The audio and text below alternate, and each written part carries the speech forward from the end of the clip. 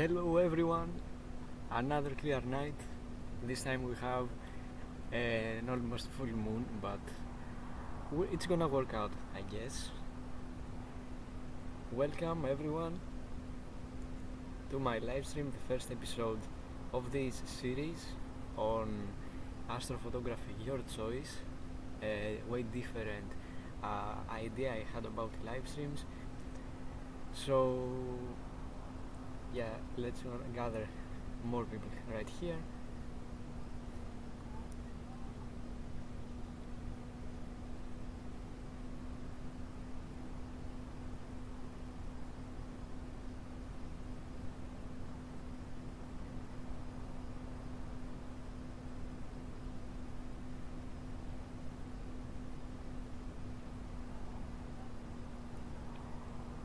Okay,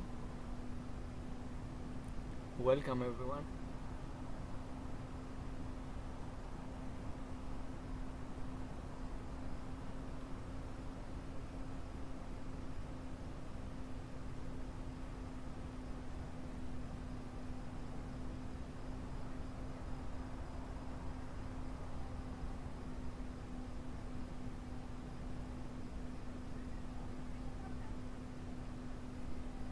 Okay,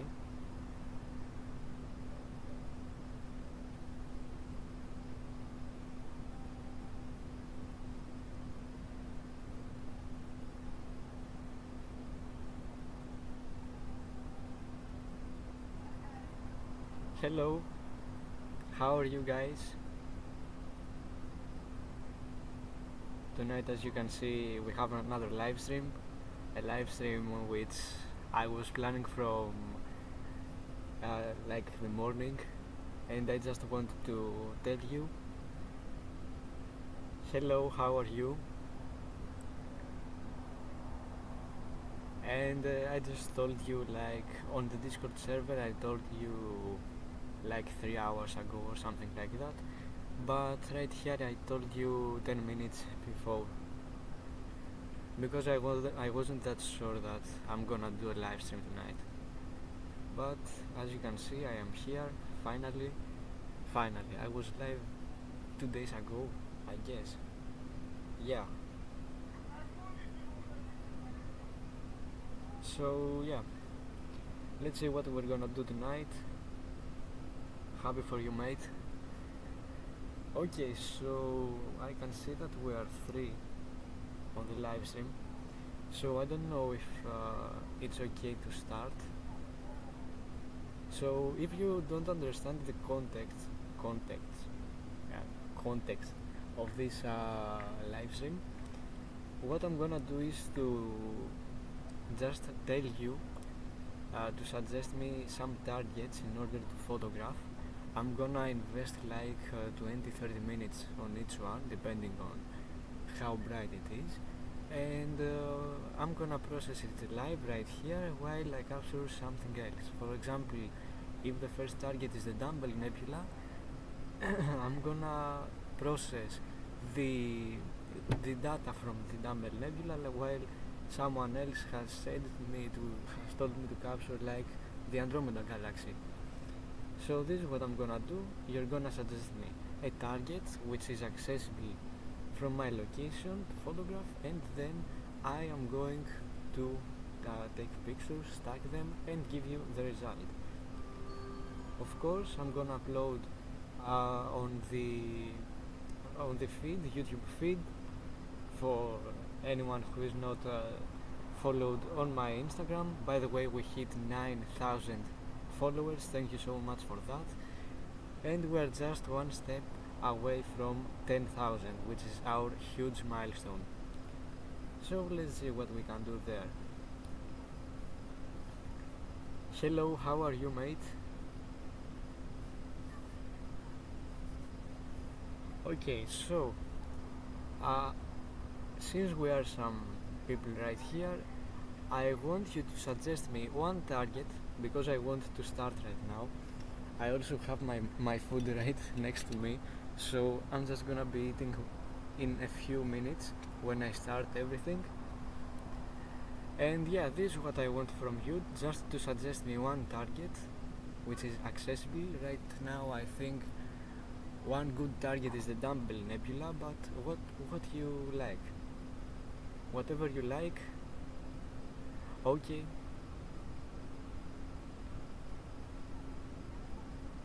Καλά βέβαια, εννοείται.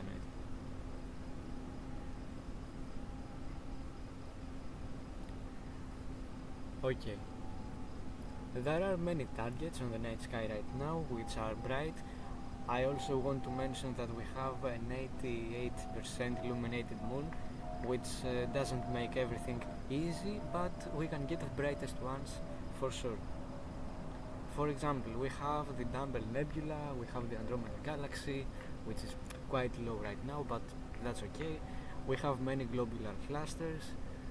We can capture the moon, but that's pretty basic, so I don't know about that. And it's on the south, which doesn't make it easy. And yeah, there are pretty many targets, mostly globular clusters and planetary nebulae. Now on the emission nebulae, most of them are on very close to the moon, in the constellation Sagittarius, like the Eagle Nebula, the Lagoon, the Omega. So it's pretty hard from this direction.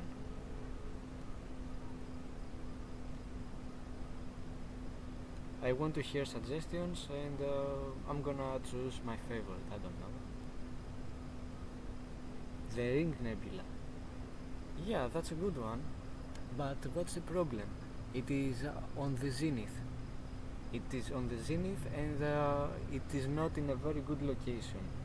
It's like Vega is right now in the zenith, and the Ring Nebula is not very far from Vega. It's gonna take like 15 minutes to reach the place Vega is right now. So it's gonna take that much time to find the Ring Nebula, to start imaging, and then I'm gonna need to do meridian flip. So it is not a very suitable target. Something lower like the Dumbbell Nebula would be better. But yeah, you can choose anything.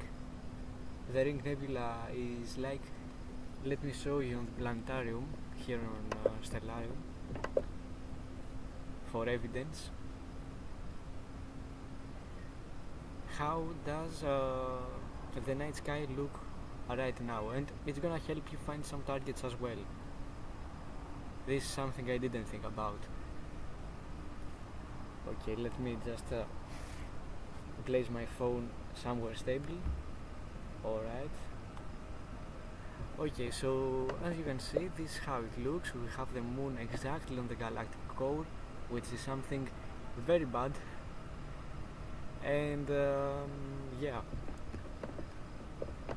you can see where Vega is, and the Ring Nebula is right here. Let me go on M57.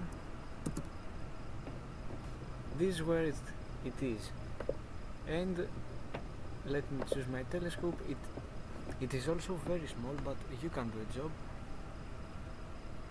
But the problem is that it's very high on the night sky, and it's not easy for me. It's almost impossible to do something. If it was June or July, then I would image this. But I want you to type some other objects, I don't know. Let me suggest you some, and you can choose your favorite. So, not on this, I don't want the sensor. Okay, we have the Wild Duck cluster somewhere right here. It is. We have the Dumbbell Nebula, which is, I think, somewhere here. Yeah, somewhere here. Okay. We can also go for the Andromeda Galaxy, which is actually right here. On Cassiopeia, we have the Pac-Man Nebula. It is exactly on the opposite direction from the moon, which helps me a lot. So yeah, these are some targets. I don't know if you want me to be fast with everything. I just want you to suggest me some targets. I don't know.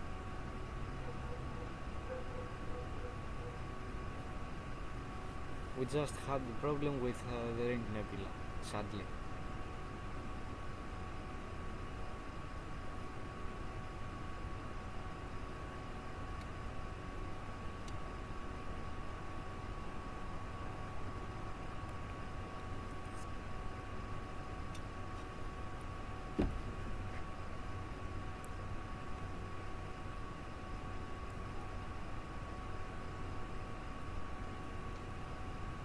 It is not only the light pollution, man, it's the moon as well. You have like an almost full moon. And here, okay, the night sky looks okay. The Lagoon Nebula. Oh, this is what I said. Look where the Lagoon Nebula is. Where the moon is and where the Lagoon Nebula is. I'm gonna get like nothing. Okay, I think it's good to try, but it's gonna be something very bad, close to the moon, too many gradients, something far from the moon. I gave you some targets: the Dumbbell Nebula, the Andromeda Galaxy, which is very popular and it would be very interesting to image, the Pac-Man Nebula, which is somewhere here, some other nebulae like the Coon Nebula.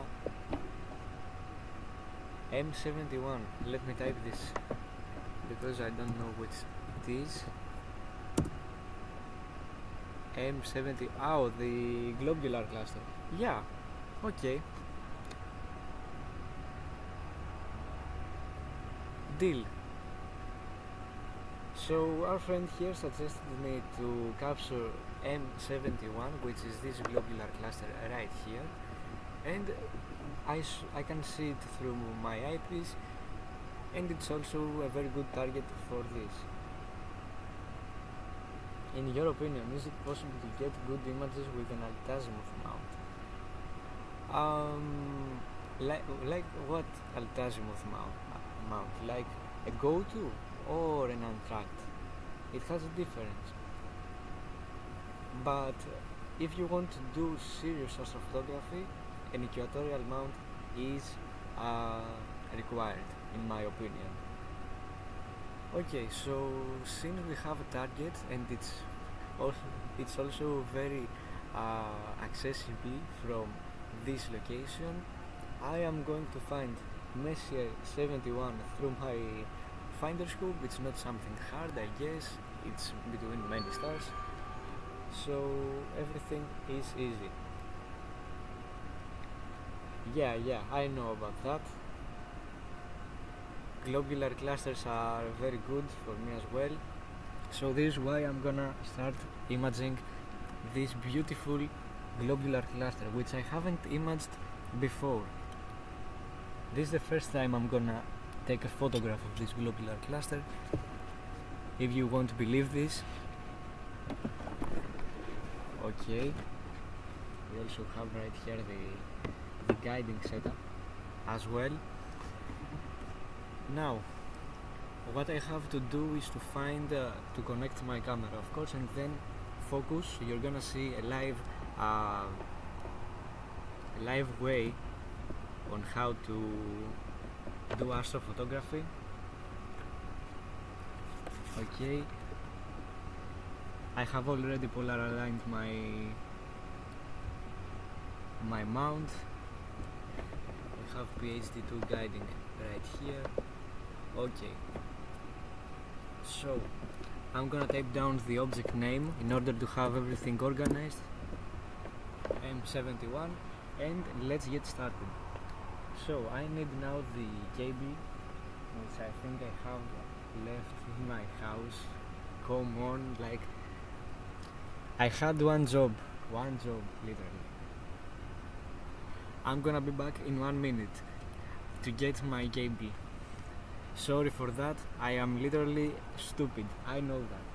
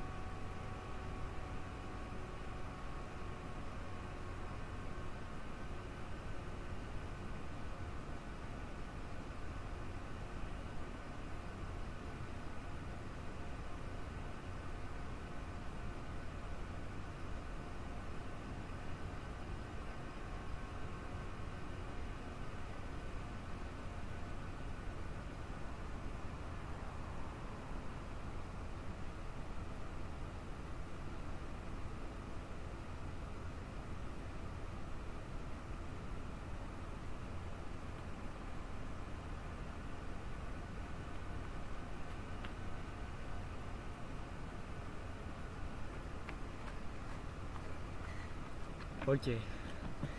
Oh my god. Man, I think that I even passed Kylian Mbappé on speed. What was that? But I got my KB. Oh my god.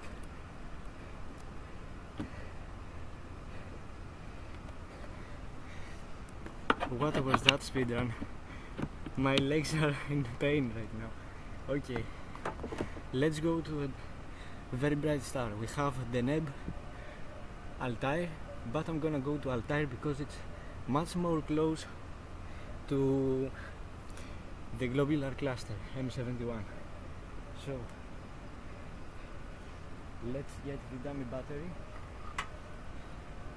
and connect it to the DSLR.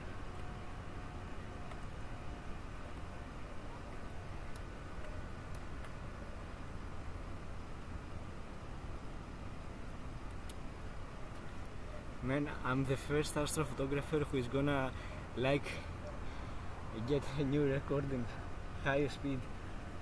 It took me like 13 seconds, I think, to run 100 meters. Oh my god. Okay, now we have to increase the exposure. The ISO is okay. We also have the countdown, very important, and I'm gonna connect like the DSLR. Now the telescope, you can't see anything, but I hope I'll fix it very soon. Okay. Altair is right there.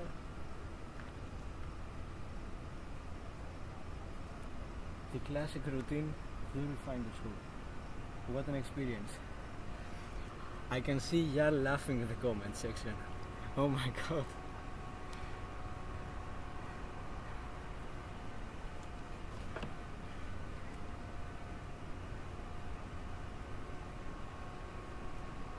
Sad, if I wasn't like into astrophotography, I would be a footballer right now. But this is what I love more. USB device connected. USB device disconnected. USB device connected. And if you play in the wing, like it's more common to have speed.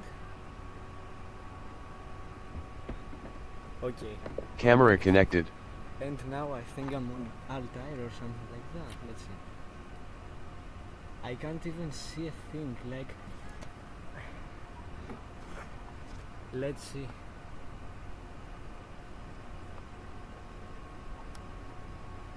Jeez.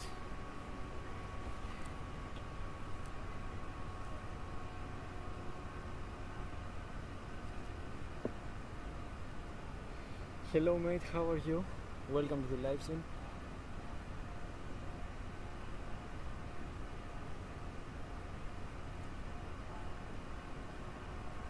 Okay.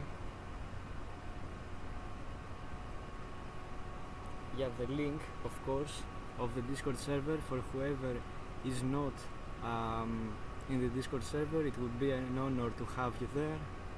We are going to help you. Here it is. I can see your back. How are you?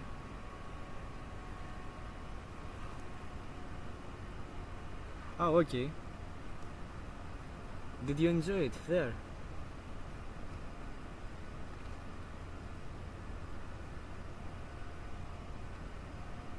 Wait, I can see something. Live view for you as well, so you can have a look. Can you see this is Altair? And I'm gonna move with my motor drive controller. This is what we call a new equipment. Okay, that's good, mate. Happy for you. Okay, let's zoom. So, why the star? You're gonna ask me why the star is like that. I use a Bakhtinov mask, which is an instrument. We use like a mask, a small thin mask, in order to focus. I have shown it on my videos. We have someone asking, why don't you use ZWO cameras for astrophotography? Because I don't have money. Yeah, okay. But I am collecting to get a ZWO camera. I don't know, depending on my budget. The best option for me is to get the 533 NC Pro, but we'll see. So,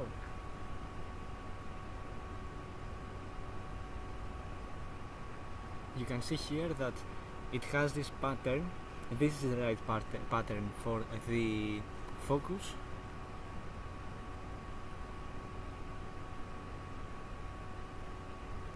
But I need to do some small adjustments in order to make it work perfectly. This is not right.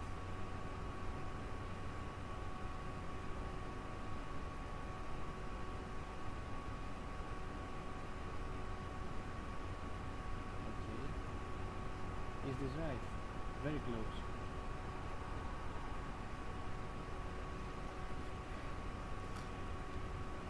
Sorry now for the delay, it's gonna take some time. Okay, I think it's pretty close.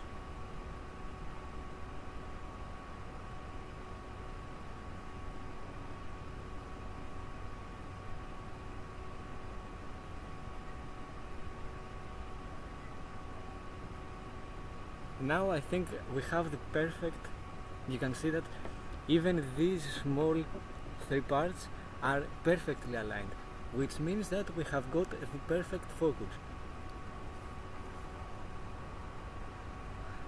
I am using a reflector telescope. It is not a Dobsonian, it is on an equatorial mount, which is tracking the night sky, the movement of the night sky, and it does the job very well for a low price. I am gonna upload a video, I guess, tomorrow about the Eagle Nebula, if I have the time, but we'll see. Okay, that's nice. If you are observing at this time, you have just joined the club, I guess. Okay, so since we have focused our telescope, the next thing I'm gonna do is, of course, to search the globular cluster. So I just took the Bahtinov mask off. You can see that the star is now the standard one. So let's find this beautiful globular cluster. I am going to need my phone as well in order to find it. I'm gonna be checking the chat at times. Let's see. We have Sagitta right here, and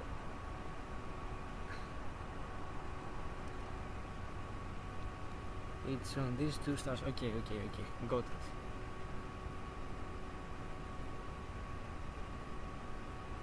I got it right now. I don't need any other guidance. So now I don't think I'm gonna be like you're gonna hear me well, but I'm gonna do my best. Okay, let's take the telescope and move to the constellation Sagitta.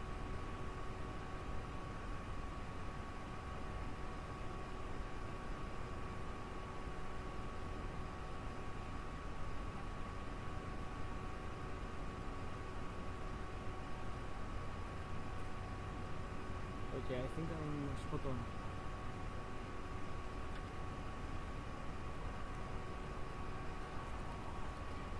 Let's see.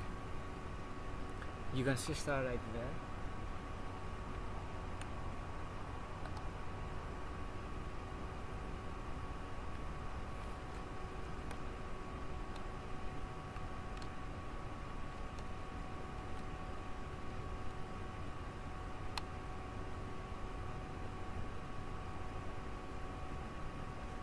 But now we have to wait.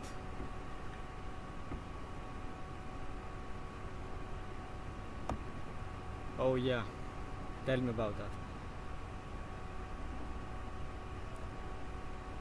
We went to Greece, but we couldn't go to Athens.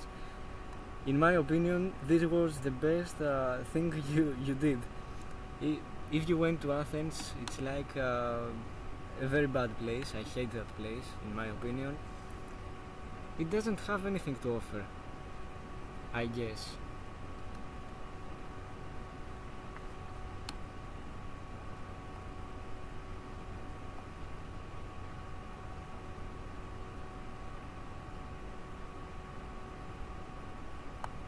Okay. Now I can see one star, but I'm not pretty sure about what is gonna be visible.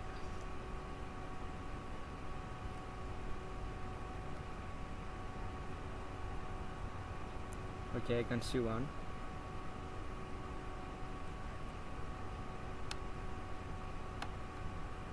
I think the best I can do right now is to take an image in order to check if it's actually there. So let's capture a 30-second exposure and see what's up.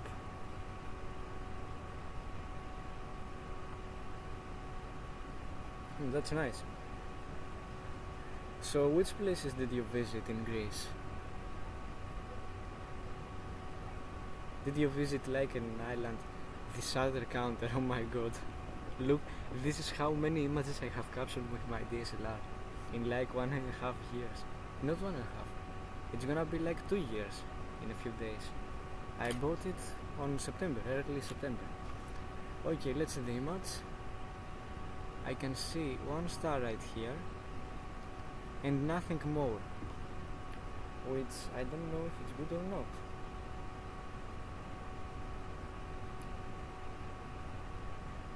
And now my mobile phone has started again doing the worst thing, so I'm gonna need to wait. What's going on with this?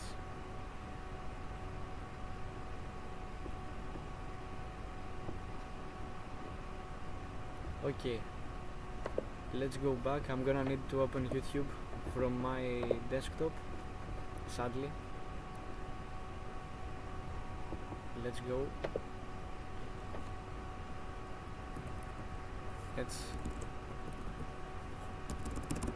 I just have to go to my channel, like, and what? I can't even see my. What is AstroRend's? What is it typing right now? Like, come on, AstroRend's, right here. Astrophotography, your choice. This is my live stream. Alright. I'm gonna need to see the chat right here. I just have to go to my channel, like, and okay, now I can see my chat. What is that? Look what it types right here. What is AstroRend's? This is like no, it's astrology. Oh my god, no. This is astrology channel.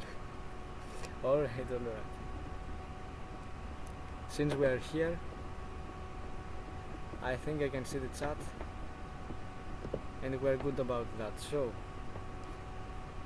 because my mobile phone is like doing its stuff, let's move now somewhere else and try to find this beautiful globular cluster. It's gonna take some time, but I'm gonna find it eventually.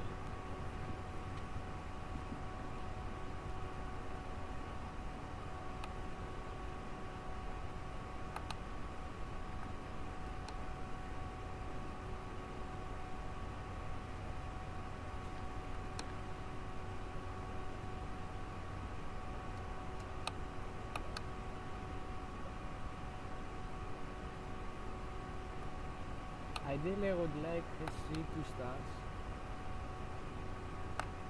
on a very close place, but I can't even see them. Let's go to the chat because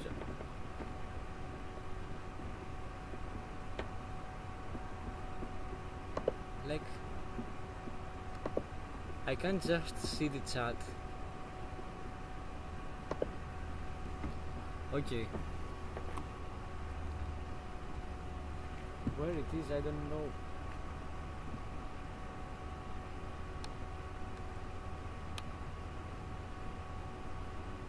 Is it like... Wait. Because I can't understand the thing right here.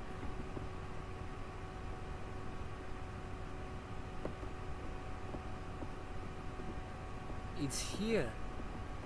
Okay. Now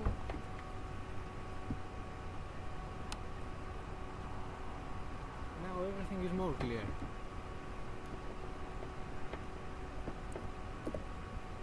Okay, let's go to APT so I can give you a look.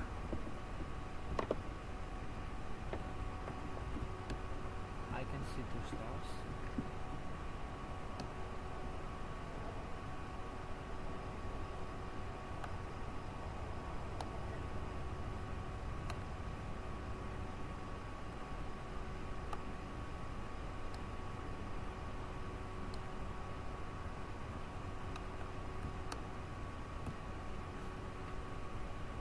Now I can't even understand where it is.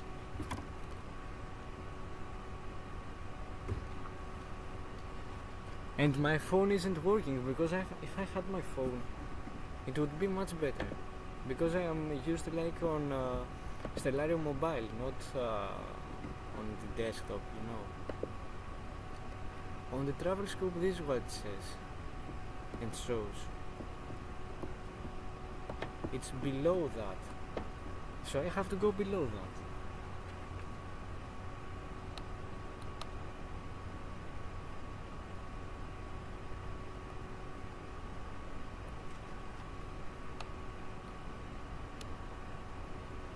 Okay.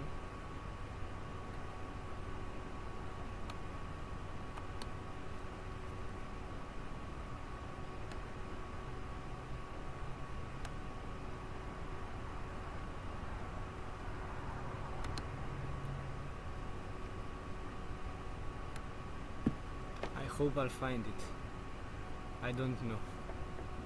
Let's take a picture. APT. Camera. Shoot. And let's go to the chat. Sorry if I don't see the chat. It's because my phone is literally not working. Something has happened today with my mobile phone, and it is just lagging every time. How much does your equatorial mount cost? It costs like 250 euros, something like that. But it's not a quality mount, in my opinion. At least for a telescope like this, which is a monster, you know. Okay. Nothing. Absolutely nothing. I don't even know where to go.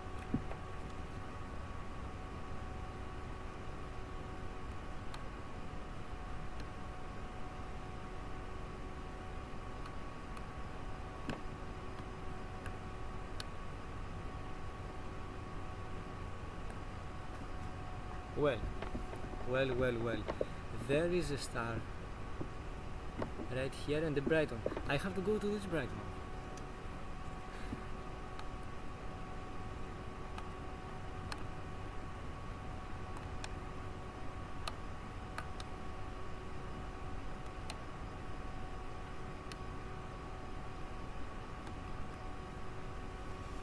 Oh man, I can't stand this thing.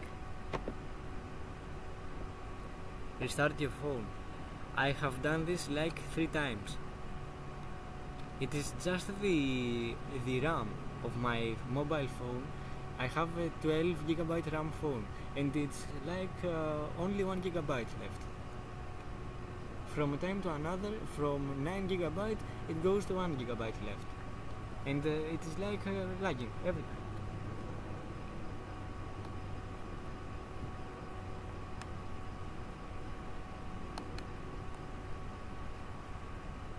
Okay, this is the star we are looking at.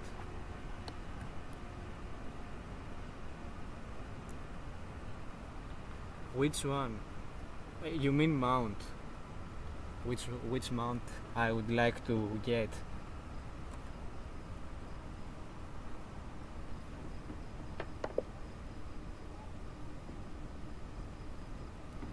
Having Roblox as suggested on my YouTube is wild, man. What's up with this thing? APT. Let's take another image. This is where it is. I'm pretty sure about that. We're gonna see it. Yeah, that's sad. I am planning on rebooting my phone tomorrow in order to have it work, because it's very important for my work. But we will see. I really need my phone for astrophotography and all this thing I do.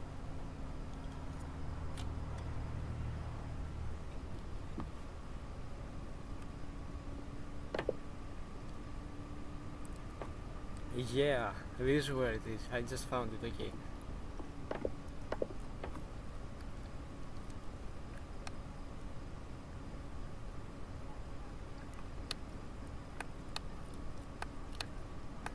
I just need to center it somehow in order to start guiding.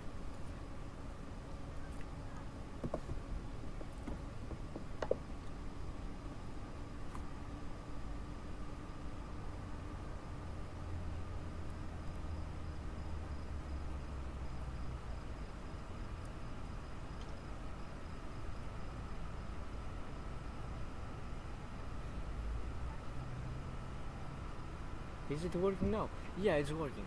Like, from a time to another it works and doesn't work. Now my phone is working. I'm gonna have it stand by right here.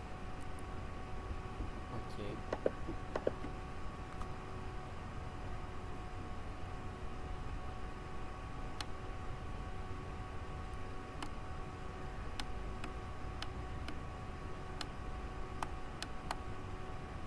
Let's take another one and then I'm gonna start guiding. So Adonis, if you are here, we are starting imaging your choice. This is the first your choice in this series. Let's go. Vamos esa. Now what happened? Like, okay, I can see the chat from my mobile phone now. We're cool.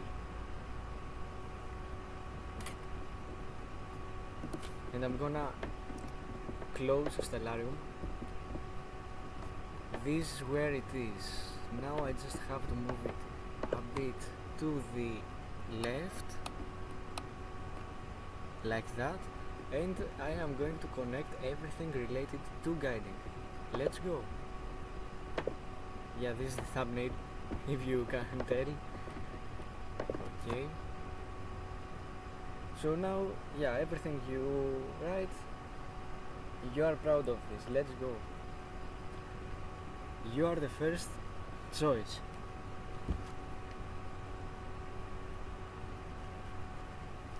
Now, I took off the finder scope, which I used in order to find this beautiful target. It took me some time, but still, okay. USB device disconnected. What happened? Camera disconnected.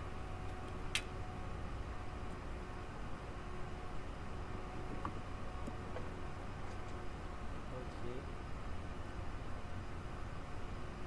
I'm gonna have to connect the DSLR again because it has a very good.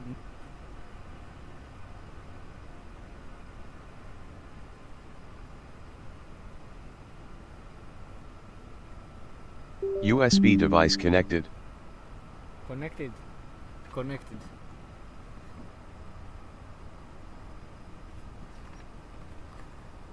A star having a supernova. If you could see that, I could see that as well. And I can't even see a star.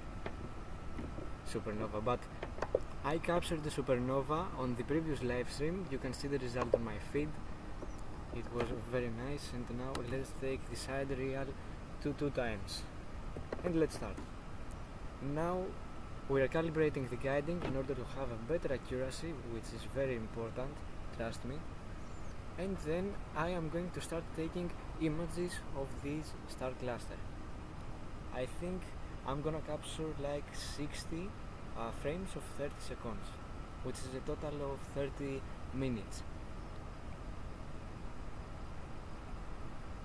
I'm repeating that the results are gonna be posted on my feed on YouTube, and I'm gonna post it on my stories on Instagram and on the Discord server, which I have the link right here for whoever hasn't joined yet.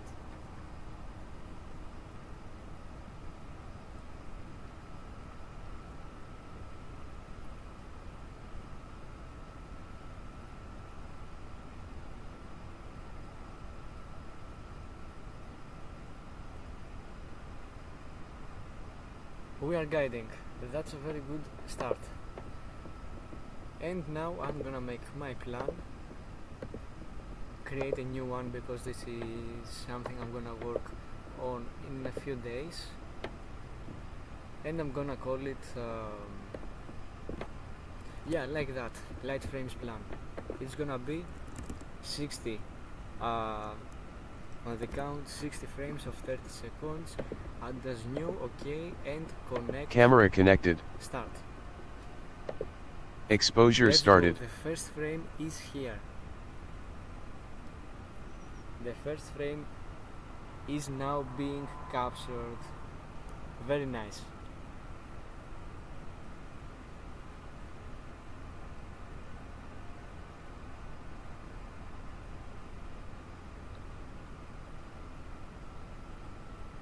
You can see here the globular cluster on my previous spots, but we have trailing. Exposure finished. First frame, let's pause because Dithering started. I really don't want to have anything. Okay. The stars are somehow bad, but it's okay. This is because of the guiding. It's gonna fix it very soon.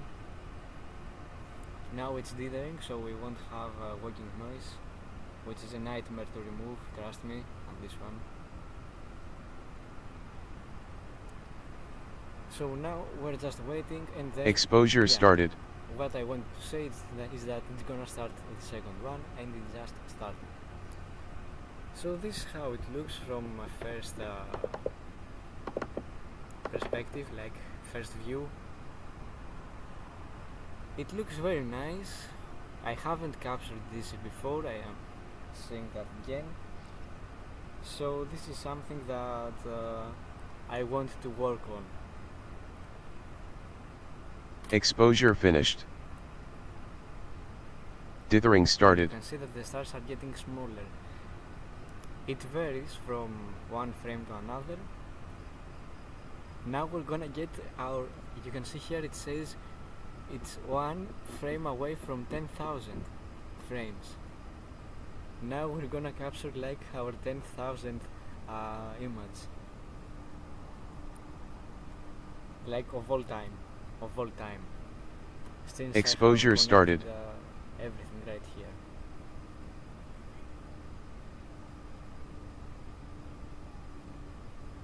If only it was like a night with a new moon. Yeah, if it was, I would be imaging like the Iris Nebula, but still.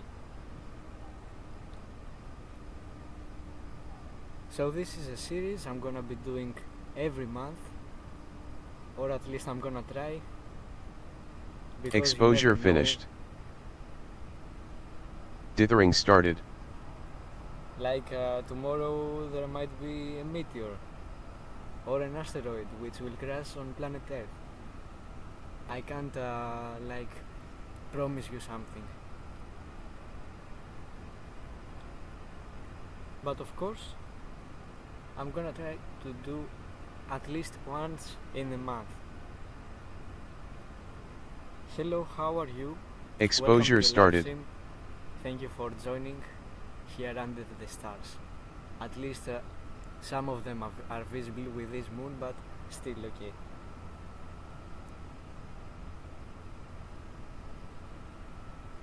We have now 24th image.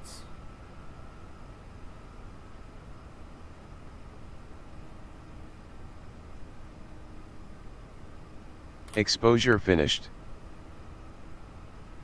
Dithering started. Another one. Now the stars are better.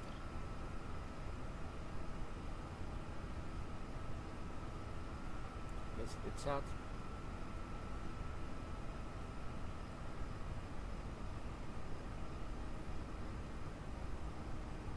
I'm fine, thanks for asking. Exposure started. Very nice that you are good. If I am like doing astrophotography, I'm always good. This is like a question which has the answer yes, it's something standard. But the only sad thing right here is that I can see Antares, the star, setting. It was June. Exposure finished. Rising after the sunset. Dithering started. East. But that's okay.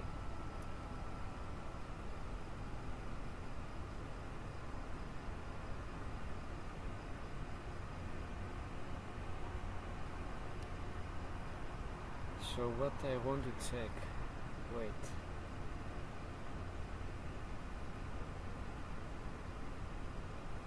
Exposure started.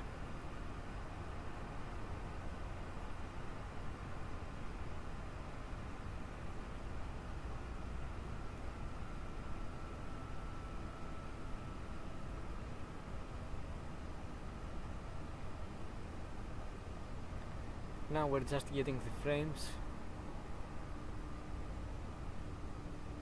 And the only thing I have to do right now for the next minutes is to wait until I get the result. Exposure finished. And then process it. Dithering started. In order to see how it goes. I don't know if I'm gonna process it on PixInsight because I really don't know anything. I have a stable workflow on Serial, so this is why I am planning to do that on Serial. When I get to learn more, I'm gonna be able to give you some tips as well on PixInsight. Exposure started. So yeah.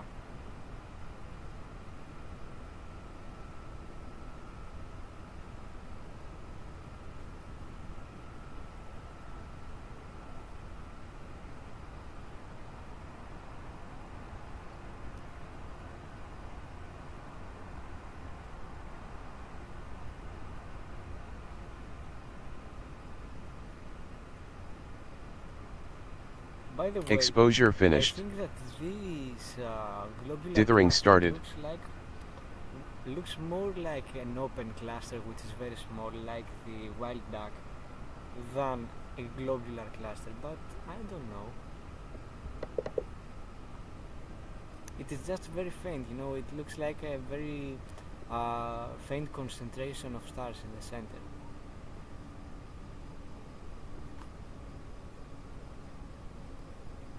Exposure started.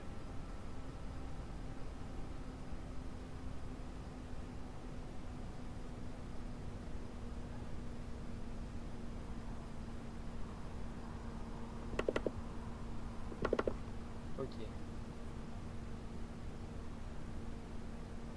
So I would like to get some suggestions from right now. Just because I don't want everything to be Exposure finished. So I would like to hear some suggestions. Dithering started. Targets from right now because it's gonna take a lot of time. We're gonna lose a lot of time. I'm gonna be like for an hour, I guess. But yeah, I just want to get some suggestions on targets. Now the Andromeda Galaxy has rised. Exposure started. So it would be a very nice choice, but whatever you want for the next one. We're gonna finish with this and then we move to the next target. Something easy please, because I really can't do anything. with this moon. Like something on the Milky Way or in the constellation Sagittarius is not good. Exposure finished. Dithering started.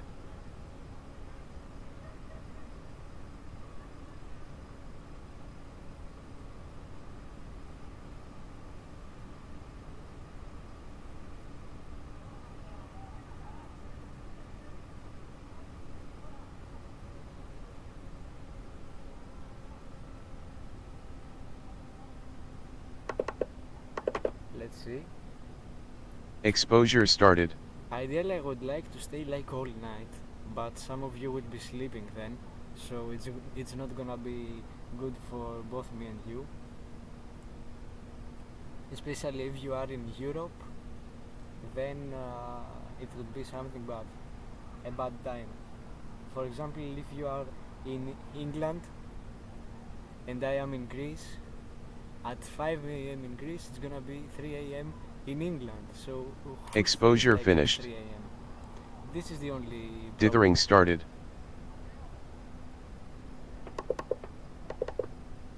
But if you are in Brazil, then I am okay with that, because I think Brazil is like 6 hours behind us. I think in Brazil right now it's 5 p.m. Yeah. Exposure started. Let's see a nice nebula. Do you have any recommendations? Because this is why I created this kind of series of live streams. I want to get some suggestions on different targets, and it's gonna be the next one gonna image. You are in Rwanda. I know this country. Yeah, that's nice. Exposure finished. Dithering started.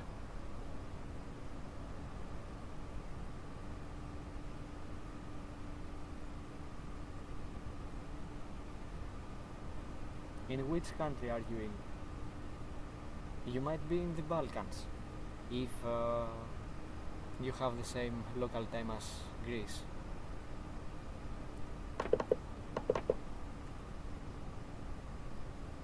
Exposure started.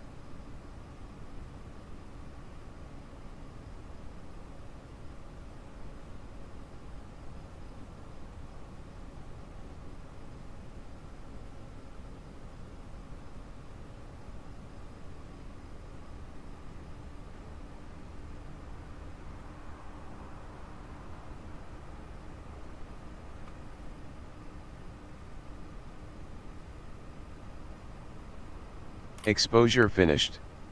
Oh, Dithering that makes started. sense then. Serbia. Oh, let's go, let's go. I love Serbia. Serbia and Greece are like very close to each other. Not geographically, but you know, they have a very good relationship.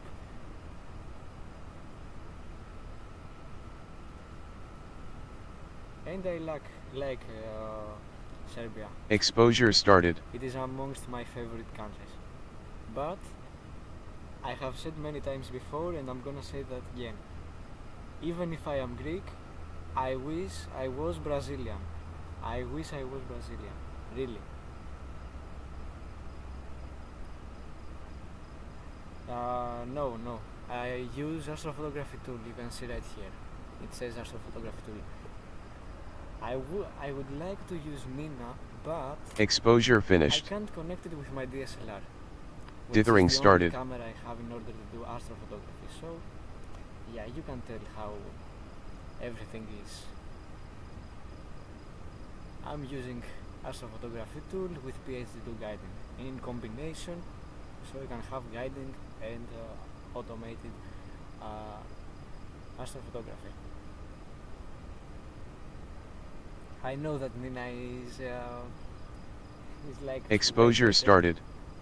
but I can't connect it, sadly. When I get to buy a cool astrophotography camera, then I'm gonna just go straight to Nina. I don't know about the learning curves and all this stuff. Nina is gonna be the first thing I'm gonna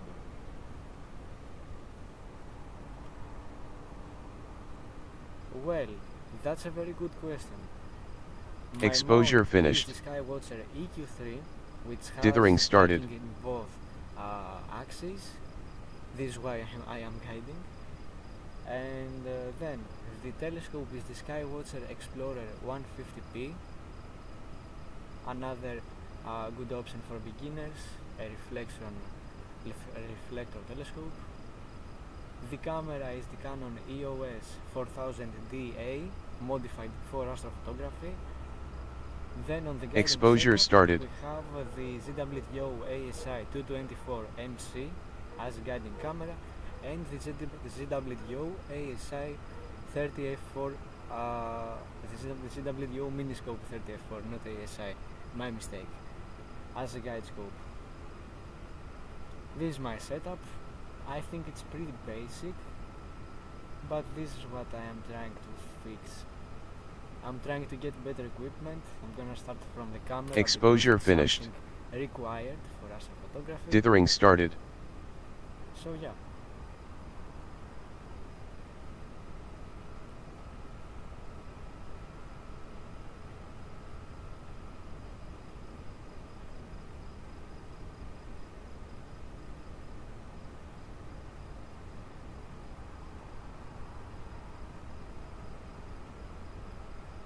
Yeah, that's nice, I guess, for a budget. Exposure started. Okay man, bye, have a good night.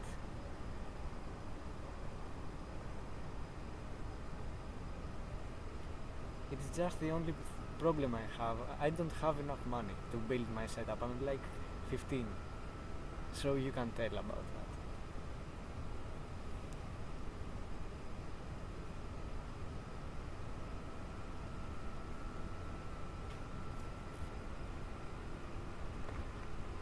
Exposure finished. Dithering started.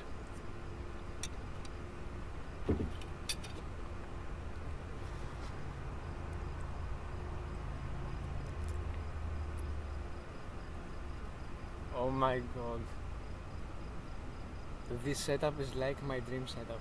But what I want to do is to just transform my Newtonian into a fast imaging astrograph. Exposure started. And get an AZQ5 mount.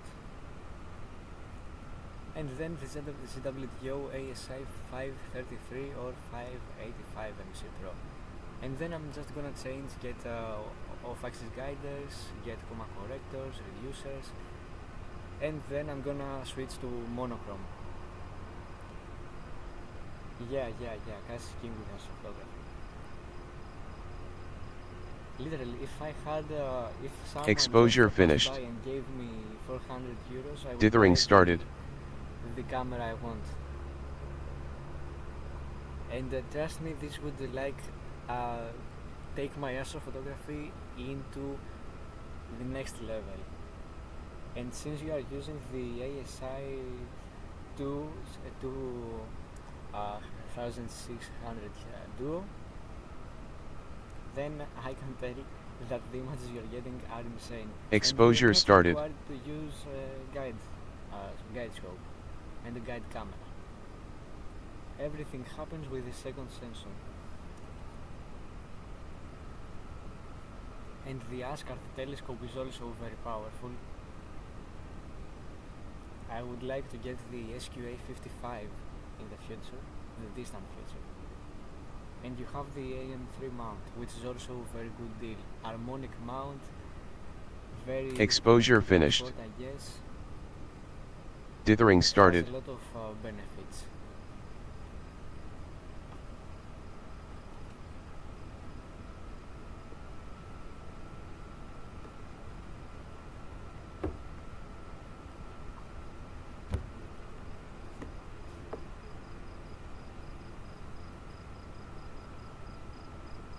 Okay. I'm gonna be imaging this target for 15 minutes. Exposure started. Because then I want to go to the next one. So just tell me something, a target, which is gonna be accessible from my location, of course, because on the northern hemisphere latitudes it has some basic targets, but that's okay. I'm cool with that. Exposure finished. We have a good FWHM as well. Dithering started. That's nice. But the roundness, I'm not gonna talk about that.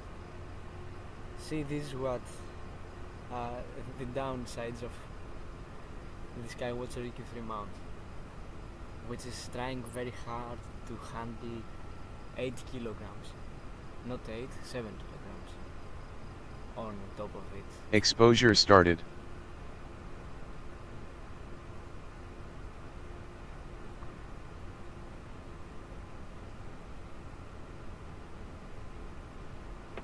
Next one. Okay, we have 10 minutes of exposure time on this target. I'm gonna get like 15 minutes and then go to the next one.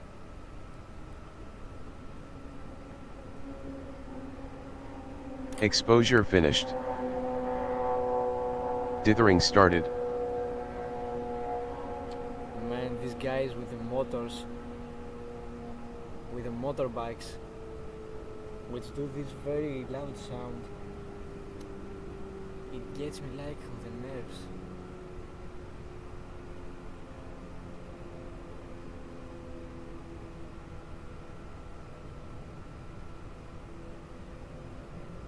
Exposure started.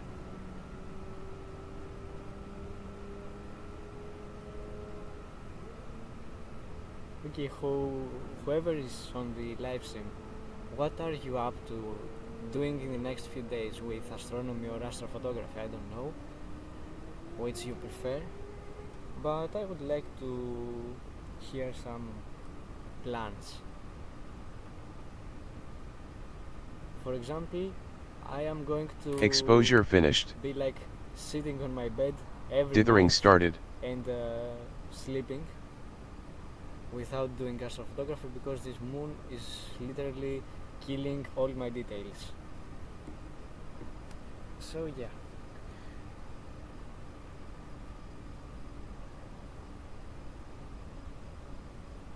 Very good stuff. You want to do astrophotography and the moon is like on the Exposure started. just wants the opposite that you want.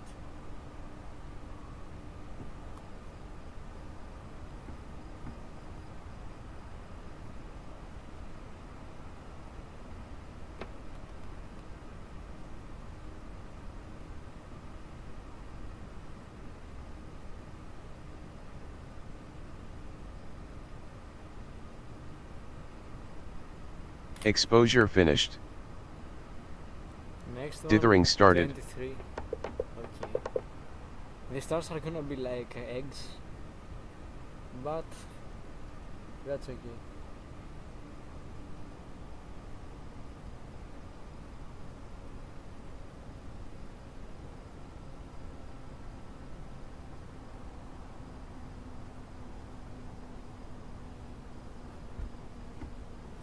We have the scripts, Exposure started. very useful. Look at the declination. This is why the stars are like that bad. If I got to get like 60-second subs, it would be much better, or 90 seconds. But this is what I'm gonna do on the next. If it's a nebula like the Pac-Man nebula, I'm gonna be capturing 90 seconds exposures, because the stars Exposure are gonna be finished. more controllable. Now Dithering started. there's every frame and it doesn't come down, you know.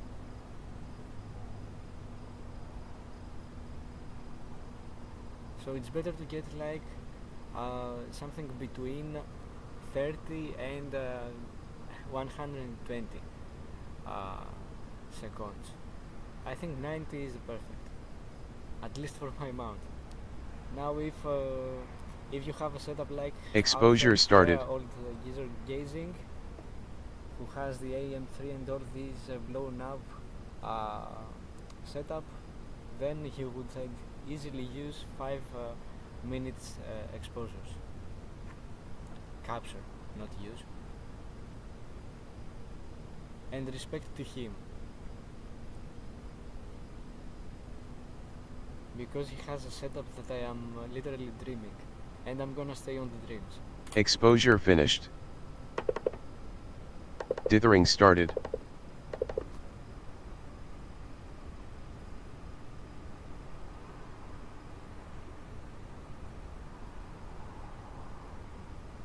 These mosquitoes are killing me. Let me turn on the fan I have right next to me. Like, come on. What is that? No, no, no, no, no. Exposure started. It almost fell on the telescope, and then we're dead.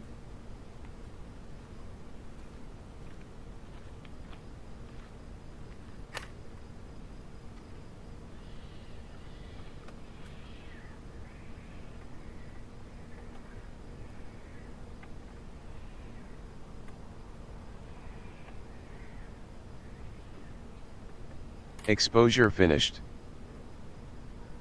Dithering started. Okay.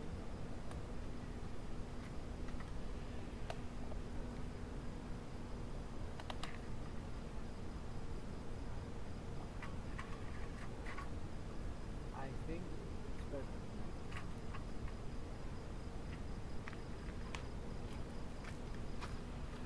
now. Okay, okay. I just turned on the fan and now Exp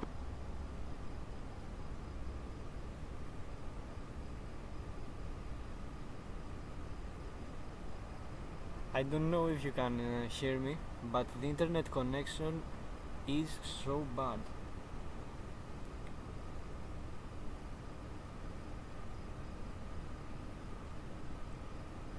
Can you tell Exposure me in the chat started. if you can hear me? It's gonna help. Okay, can you... Μπορείς να με ακούσεις καλά? Ακούγομαι καλά ή να αλλάξω σύνδεση?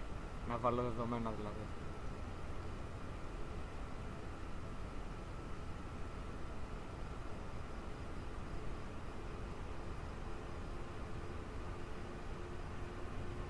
Okay, okay, okay.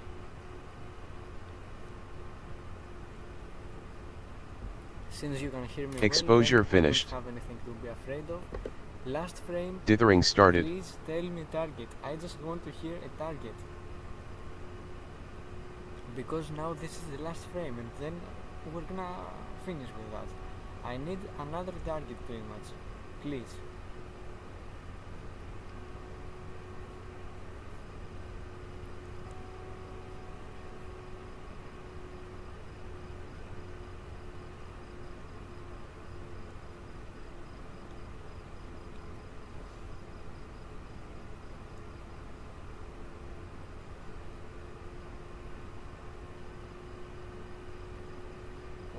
Wait.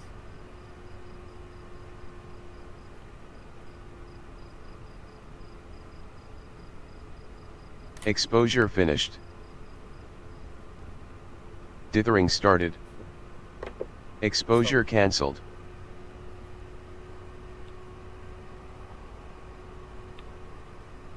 We are finished with this one.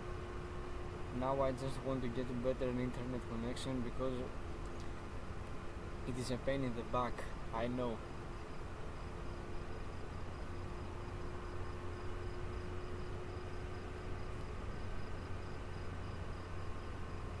Okay.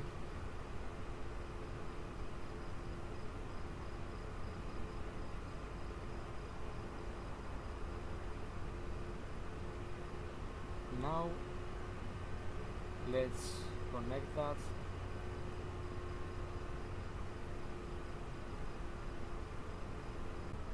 I think. Okay. That's nice. Can you hear me well right now?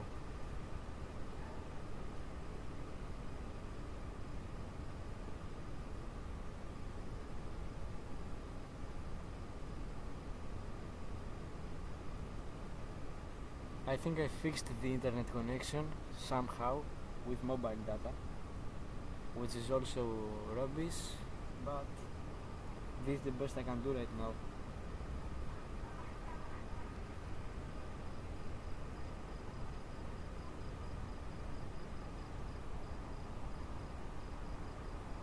Wait, because I want to see here as well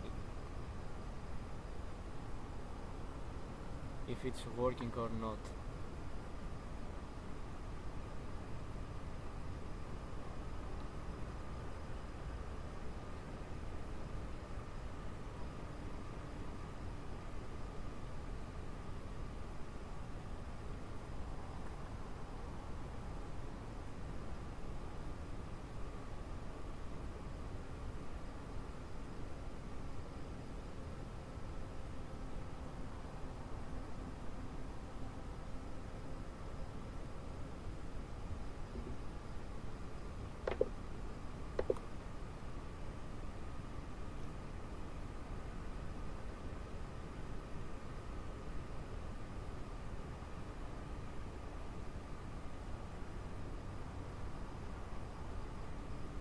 Okay.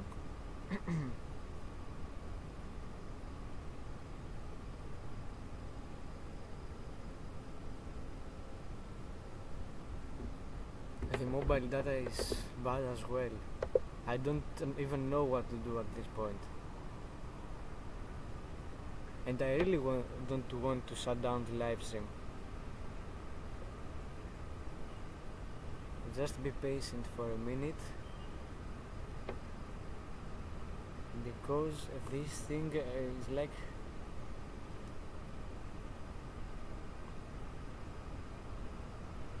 kidding me.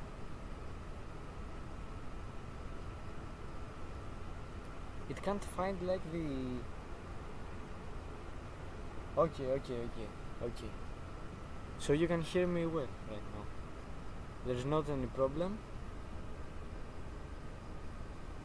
Just to know to continue with the mobile data.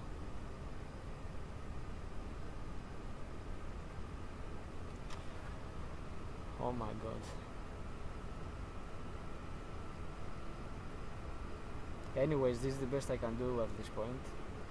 I don't know. So, okay, tell me about another target and then I'm gonna photograph it if it's easy for me. I want to hear some suggestions. We finished with an SCR71, so let's move on to the next one. I'm open for suggestions.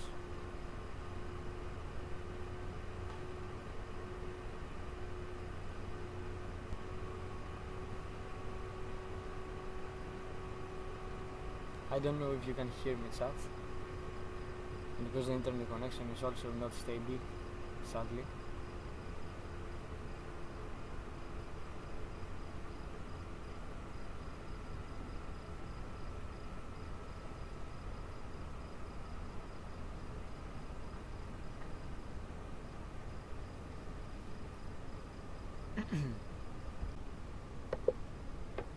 Finally.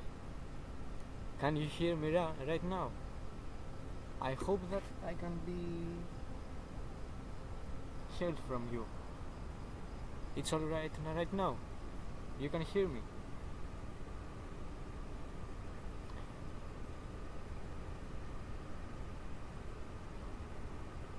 Sorry for that, guys, but Cosmote is literally the worst.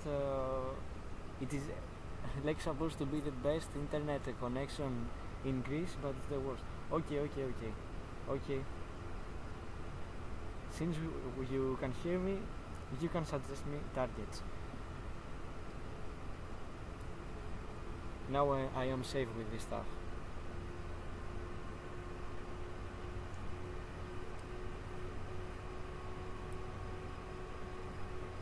You can do your research. I'm gonna wait. I can tell you some targets if you want and choose one.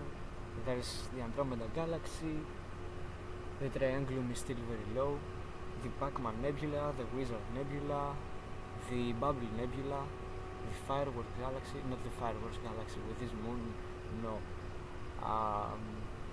Which sun? The Messier 15, Messier 2 globular clusters, the Hercules globular cluster, but I don't know about the connection of all this stuff. I'm not pretty sure about that. Which else? Do we have anything else? The Iris Nebula, which is broadband, the Elephant's Trunk Nebula. Tell me one and I'm gonna go after it.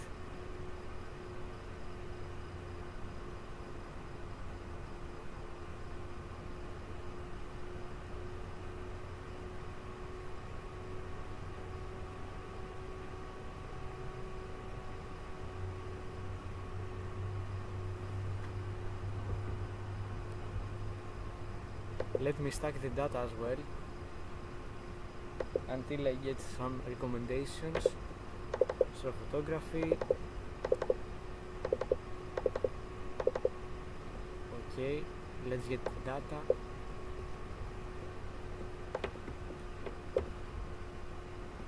Not the single ones, please. Open flat files. I don't have flat files, let's go. But I have biases, which are very important. On night 1 biases, let's get some of them because it's gonna take so much time. Okay, I got all of them, but that's okay. Register. Select the best 90% because we want the best stars. 15 minutes, and now it's stacking.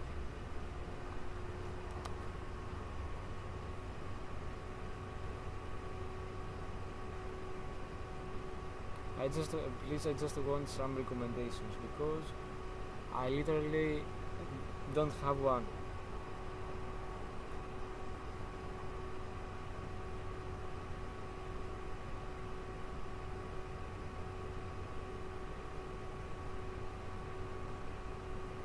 I'm gonna wait for that to stack the data.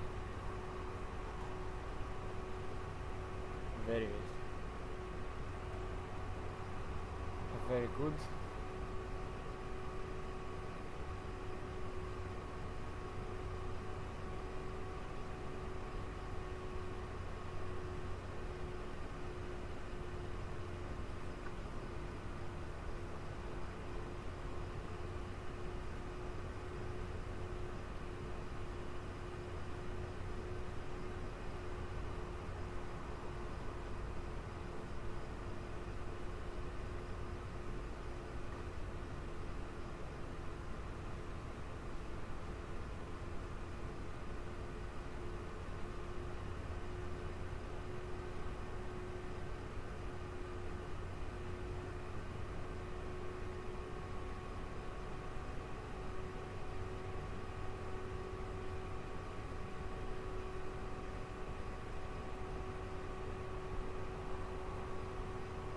Now we're just waiting for this to stack the images.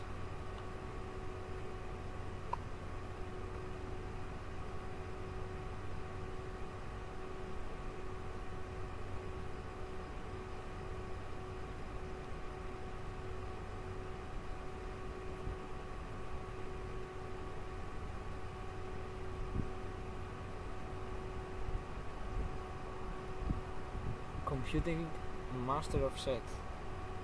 Okay.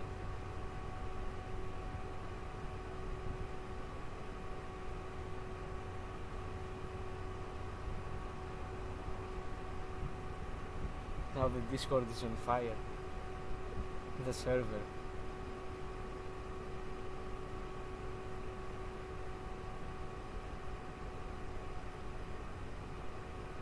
Alright.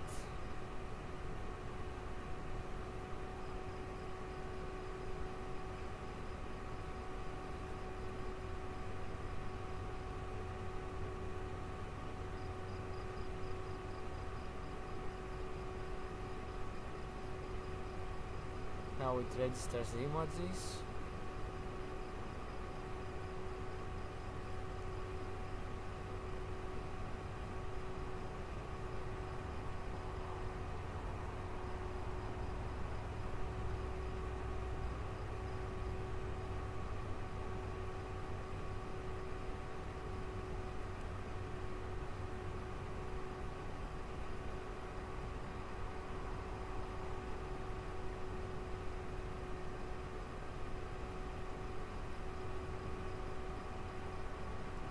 Now we just wait. It says 1 minute. Okay guys, just tell me one target for you want me to photograph, because this live stream is gonna be a waste if we don't capture anything else and only Messier 71. I gave you many targets before. The Andromeda, the Wizard Nebula, the Pac-Man Nebula, the Bubble Nebula, the Elephant's Trunk Nebula, the Iris Nebula, I don't know. Whatever is accessible and you want me to image is here.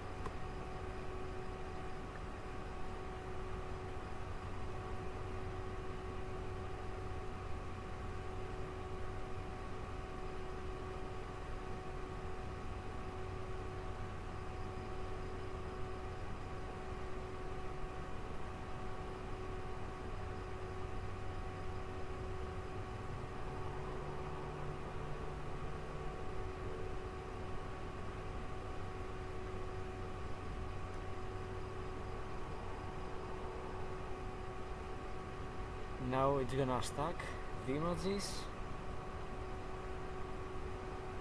27 images it's gonna stack.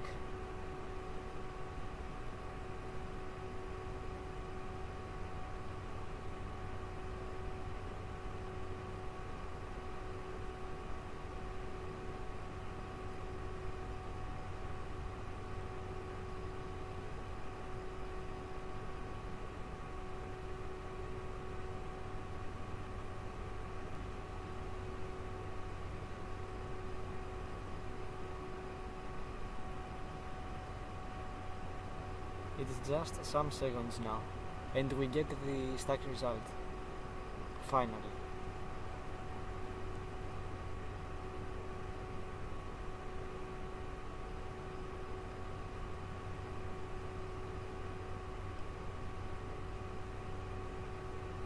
"23, 24, now we're gonna do a countdown. Let's go."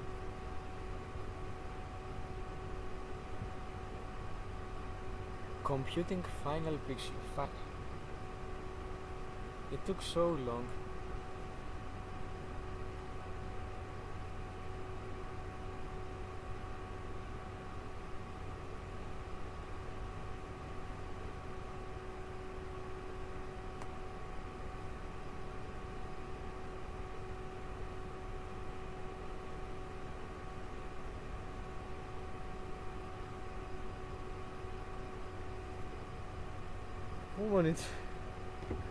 How much time is it gonna take? Loading. Finally. This is the stacked image. The stars look very good. I'm pretty sure about that. Lol. Yeah, we have vignetting. This is because I didn't even use flat frames because I don't have. So let's go and process. Ideally I would be imaging a target right now while processing, but that's okay. A recommendation is something that I want right now. You can see we also have some dust spots, so let's crop in order to avoid everything like that and get into the good part. So you can see this is the globular cluster M71. Let's go and color calibrate the image by going on astrometry, play solve M71, find Okay, image processing, spectrophotometric color calibration, and okay.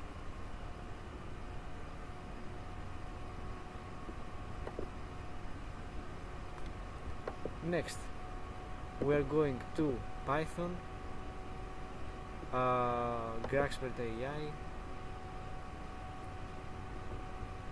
Now we're gonna get an interface right here, Graphics AI background extraction. Yeah,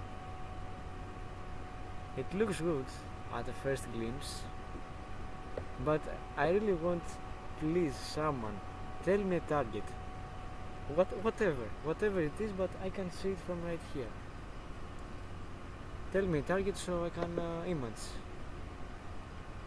Okay, now I'm gonna denoise, so it's gonna take some time, and while denoising it would be very good to image something else. Okay, I think 0.5 it's okay, but firstly I just want to use the aberration remover script. These scripts on Cyril are very good, but PixInsight has way better. But I just use Cyril right now in order to make things faster, because I'm not very used to the interface of PixInsight.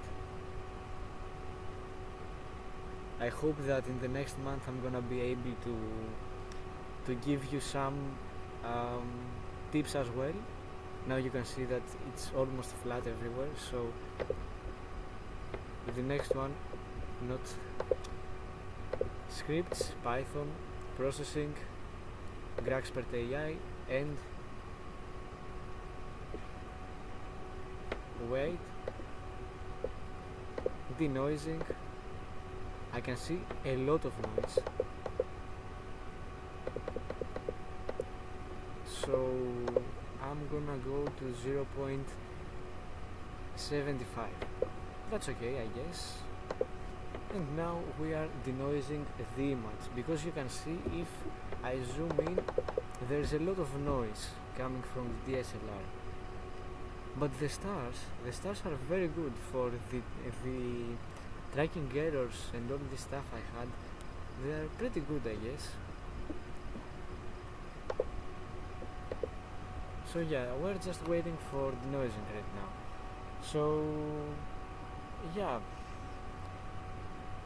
what target now? Since you aren't telling me one, I think that I am going to photograph the Andromeda galaxy myself. So, are you okay with that? The Andromeda galaxy? This is what I'm thinking about, because it's easy from my perspective, far from the moon, exactly in the opposite direction. So I don't know if you are cool with that as well. If you want me to photograph the Andromeda galaxy, I'ma go and photograph it.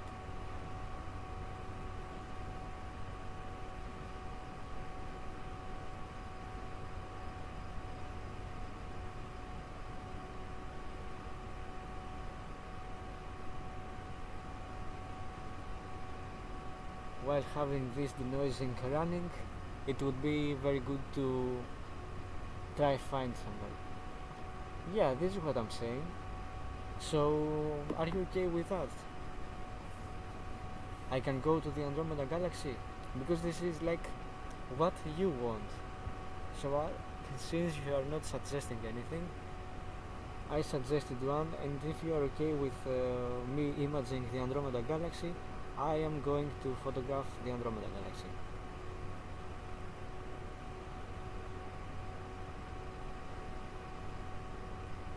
I am ready to photograph something else, because getting one result in just 1 hour of being live and 1.5 hour is very bad.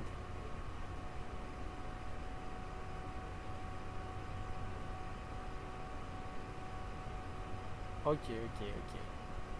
Since it's okay, let's move to the Andromeda galaxy. Easy to find, and easy to photograph even with a moon. So let's go.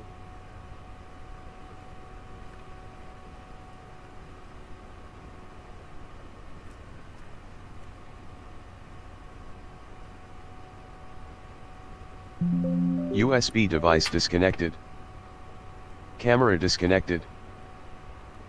USB device I just disconnected. disconnected the camera. Okay, 16 times sidereal, and let's move to the Andromeda Galaxy.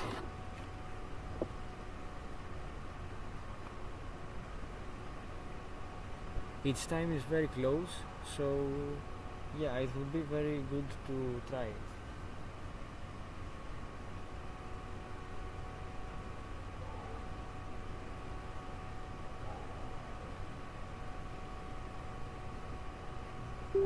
USB device connected. Okay, let's go to APT right now. We also have this beautiful EOS utility, which I don't even want to have right here. Okay, APT, PhD2 guiding, where is it? Alright. Open, connect, Camera connected. and let's do something better with this. Not 80, 90 second exposures, and count 20 or 15 better, 15 for the Andromeda Galaxy. Type here M31 and we're ready to go and try to find it. I also want the finder scope, which is right next to me.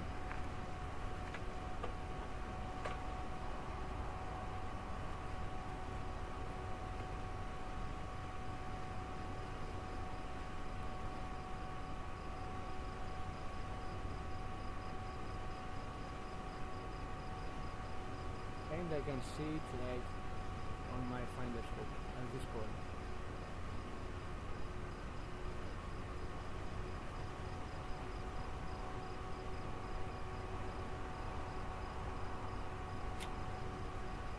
I can see 3 stars. You need a live view as well.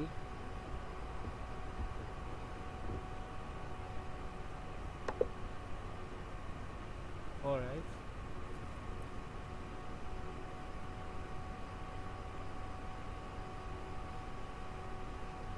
You can see this very bright star.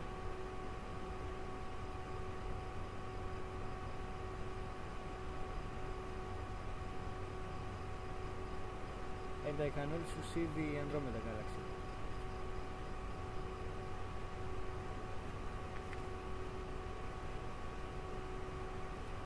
Okay, let's take a test exposure in order to see if we got it.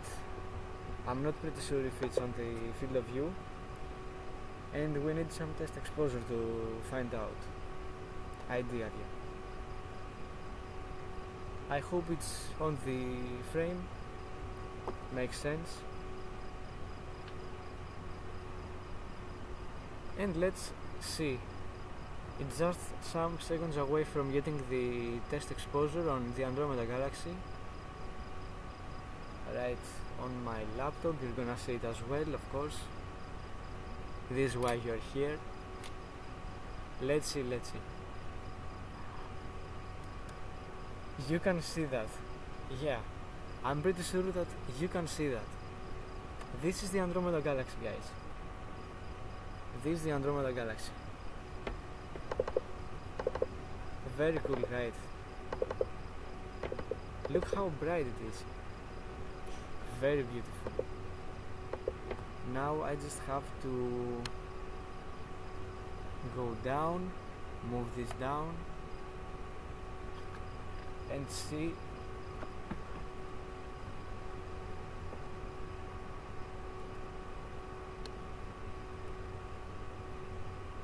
Where did I go? Wait, because I think I did I moved the wrong axis. Yeah. I moved the wrong axis.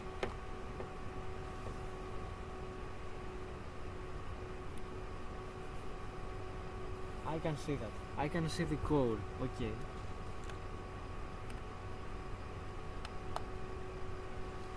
Which means that I can start guiding, I guess. The calibration. The Andromeda Galaxy is gonna turn out, I guess, very good. And if we go to a nebula, we're gonna get a very nice triplet of globular cluster, galaxy, and an emission nebula. We have a very good nebulae right now in Cassiopeia,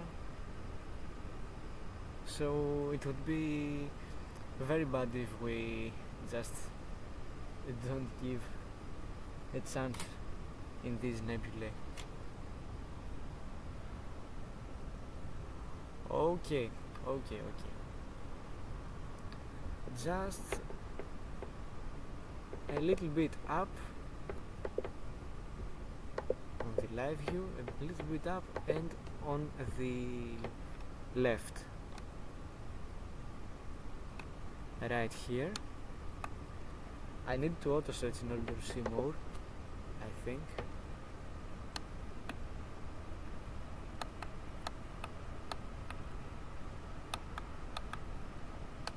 And not right here, I think.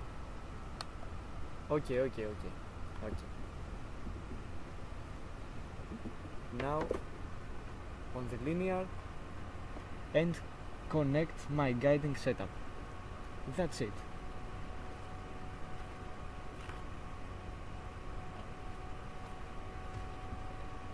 Now turn the tracking speed two times.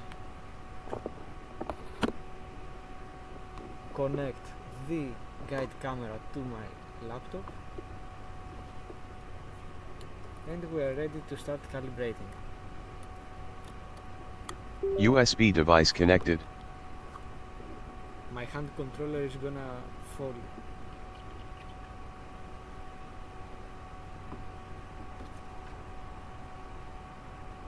Okay. We mounted it.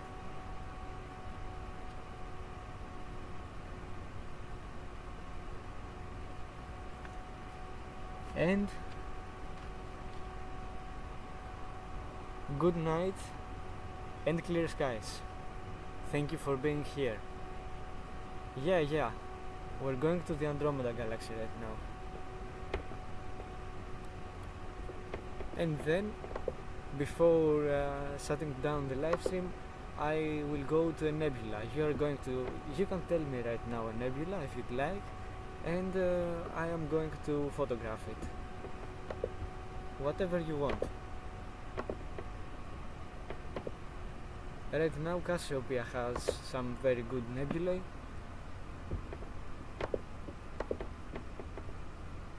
You can also see it through the the guide scope. That's awesome. Isn't there like a better start? Because this is way too up.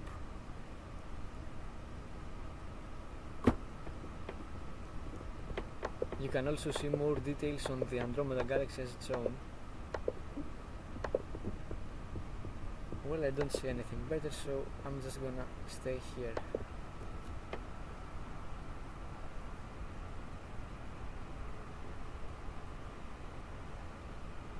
Let's wait now for it to calibrate the guiding so we can get better performance, and then we're gonna start imagining this beautiful galaxy, the brightest galaxy with the naked eye.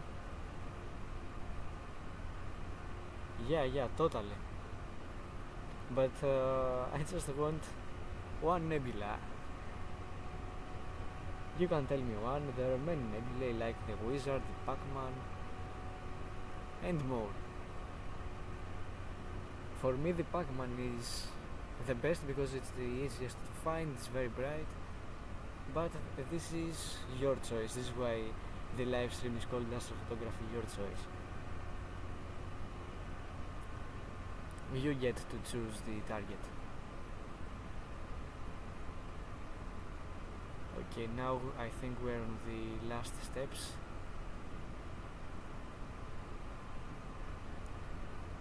We are very close and we can start imaging the Andromeda galaxy. I'm pretty sure about that. Okay, now we have to wait for these little circles to go to these stars, and then we can start. Let's clear this history. And now we are able to start imaging the Exposure Andromeda started. galaxy. Let's go. You can also see Messier 32, I think, and Messier 110. Let's auto stretch. What's up with this one?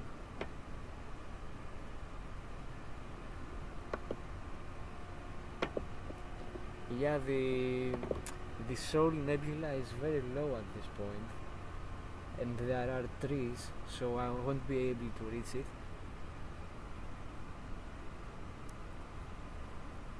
So yeah, something in like higher position in Cassiopeia, because now I can't even see like the double cluster. This is what I am saying, and it's very close to the double cluster with the hard nebula as well.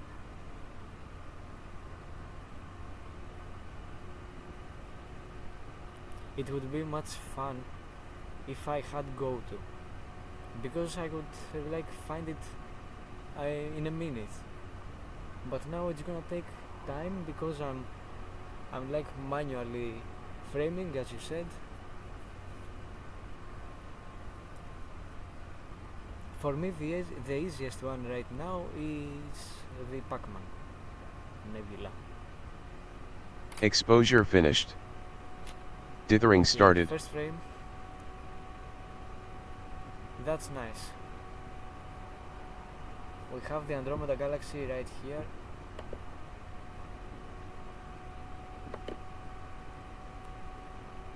Wizard. Okay, let me check where it is, and I'm gonna go to the Wizard Nebula.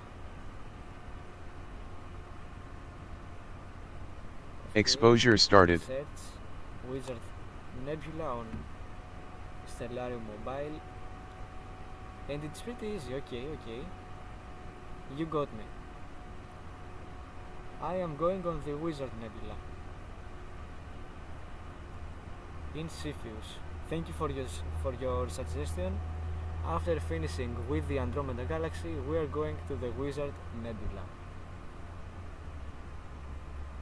which I haven't captured in the past. Well, I have captured, but I didn't get a result. It was with my stock DSLR, and yeah, you can tell that the results were very bad.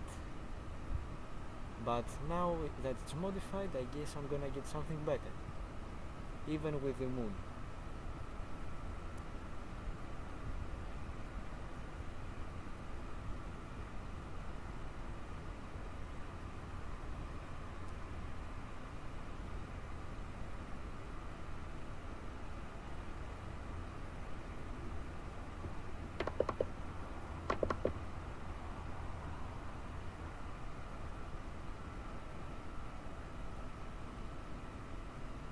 Okay.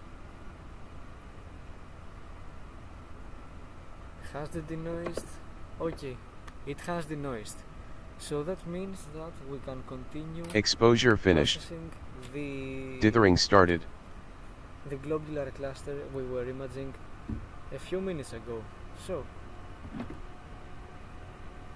let me take the hand controller on the shelf.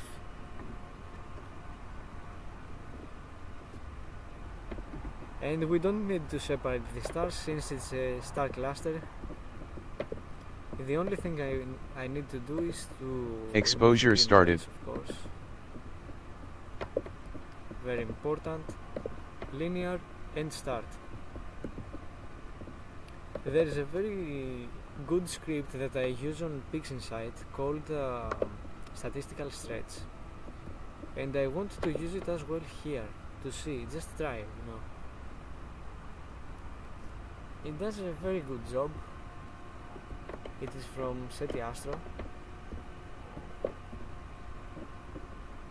Okay, these are the exact same I use settings on PixInsight, and you can see that we have got the star cluster. I am going to use generalized hyperbolic stretch transformations and go human weighted modified arc design in order to not blow the stars. When you have a star cluster, it's very important to get nice colors first and of course not blow the stars, so you need something more weak. For example, if I go to generalized hyperbolic, look, if I go to the modified, it's less intense, so I think here we are okay. Now we just need Exposure finished. the Dithering started. image a little bit, modify dark design. Let's have a look at the colors as well. I can see some colors, but we need another stretch with the human weighted. We need the best colors. Okay, black point, Exposure started. and now I'm not gonna stretch again with human weighted because this is gonna I'm gonna overdo it. So what I'm gonna do is to just increase the saturation later on GIMP, for example, which is this beautiful app here. I never tried to shoot a star cluster. Yeah, I can understand you because they don't get the hype the nebulae get, and I think this is something, they are not like as good as the nebulae, but they have their own mystery, you know. Okay, let's. A mistake that I see people doing is to just decrease the black point too much. This is a mistake. Why? Because you literally just avoid to get more data. You ignore all the data you get and you lose it. So the best you can do is to check the histogram right here, and the best is something around the end of this previous one. This is what I see and it works better for me. So let's go to modified and turn Exposure it to finished. independent. Dithering This is started. gonna increase the colors. It's gonna be something stable. Then linear stretch, black point. Right here I think it's okay. We have more data, but I think Exposure started. another one right here, black point.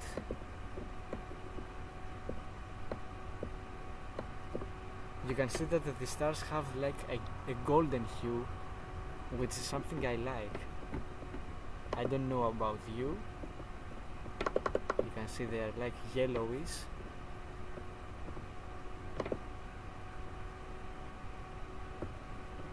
And now we can go to modify dark design again and do a saturation stretch. This is gonna get us better colors, but we need just not to overdo that, because if I just stretch it to 5, for example, look at this is totally unnatural.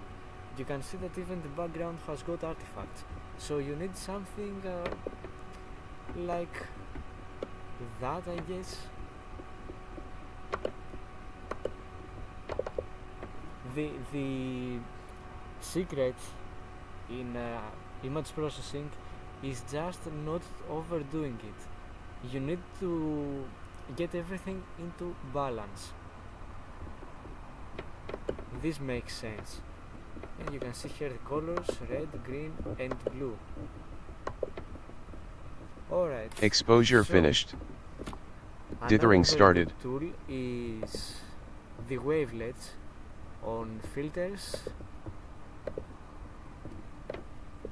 Execute. And this is gonna sharpen the stars. But again, you don't need to overdo it. Exposure started. Right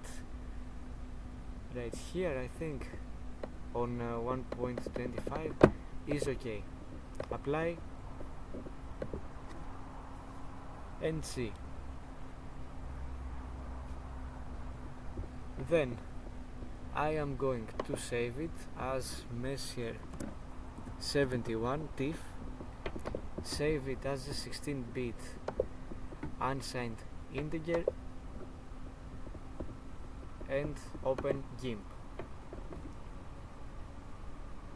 which is something similar to Photoshop. Let's check here as well. Astrophotography tool, looks nice. GIMP, open. This is in Greek, so I'm just gonna translate it. Open, and here we have the image. So we can do some adjustments here, like color calibration, the temperature. We can turn it down or up. I think something between that is okay, so I'm gonna like let it like that. The ring nebula, yeah, the ring nebula Exposure is more finished. accessible right now, so I am Dithering going started. to capture the ring nebula as well. I'm gonna get some data on the wizard nebula and then the ring nebula. I think I'm gonna stay like for an hour. I'm gonna stick for a lot more. So yeah, I'm gonna have the time. Now, colors. Here you can increase the saturation as well. Exposure started. But I don't want, I think it's okay. Now the thing I want to do is to remove these dust spots. So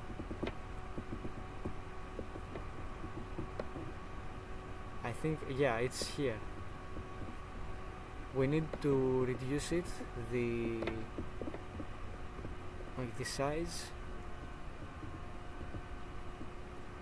Choose a place with almost no stars.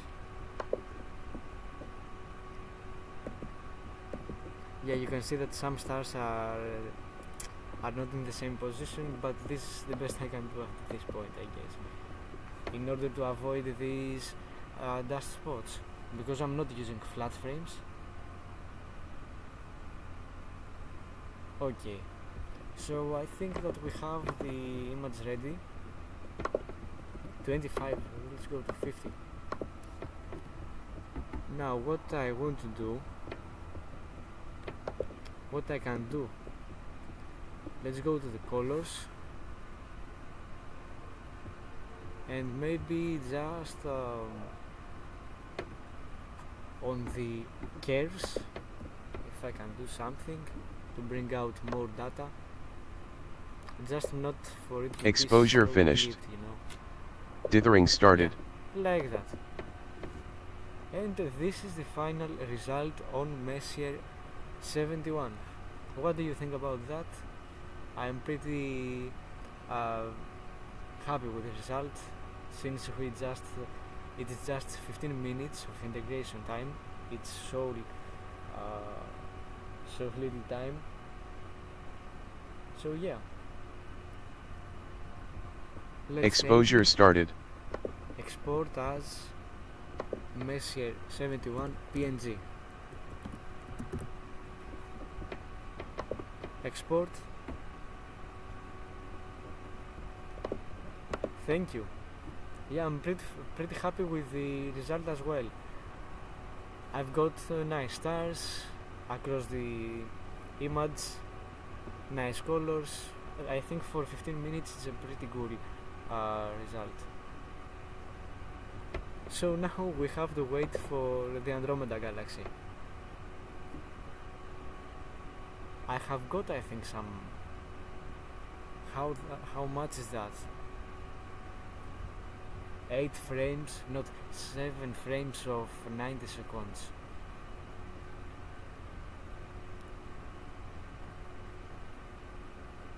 It is like 3 minutes, so yeah, I have got like more than 10 minutes, something like that, I think. Yeah, I want 15 minutes on this one as well, so after getting this data I'm gonna process the Andromeda, go to Wizard, and then just go to the ring and shut down the live stream. Exposure finished. Dithering started. But it's gonna take some time, don't worry about that.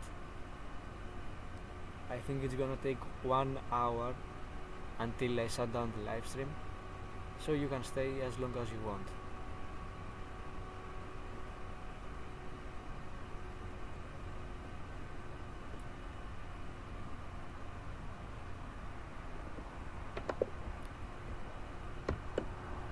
Exposure started. Result. Okay, and have APT as well here.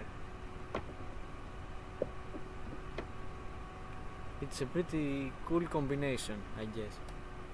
The previous result and the result incoming right here.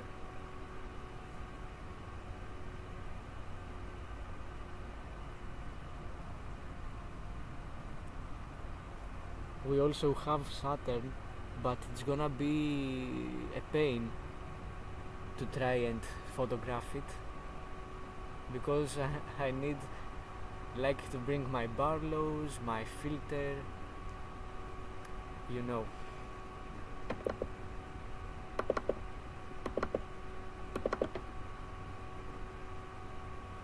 I think I have overblown the core.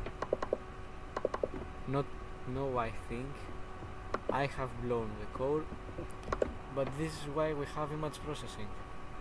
If we didn't have image processing, then I would be cooked right now.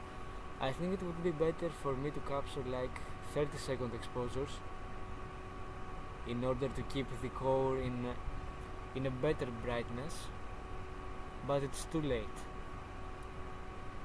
This is a mistake I'm gonna learn in the future. Exposure finished. Dithering started.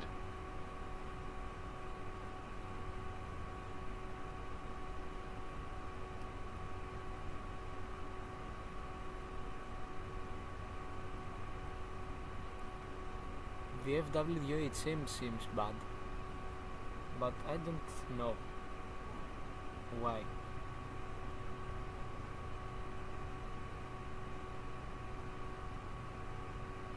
Exposure started.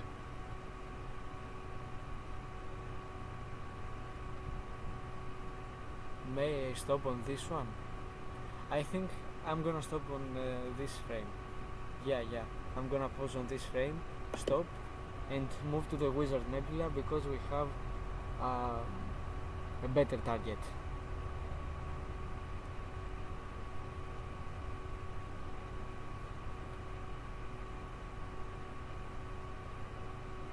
Now the moon is also setting, which is something good.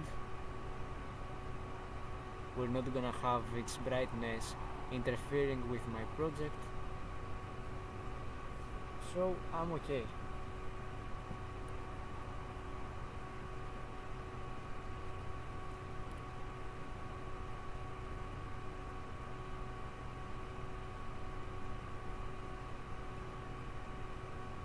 in just 30 seconds.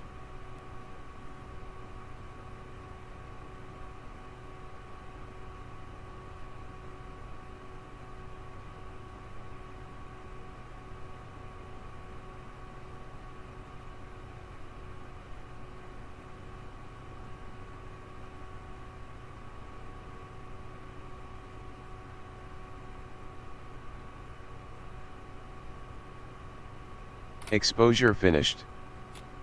Dithering started. Okay, last frame.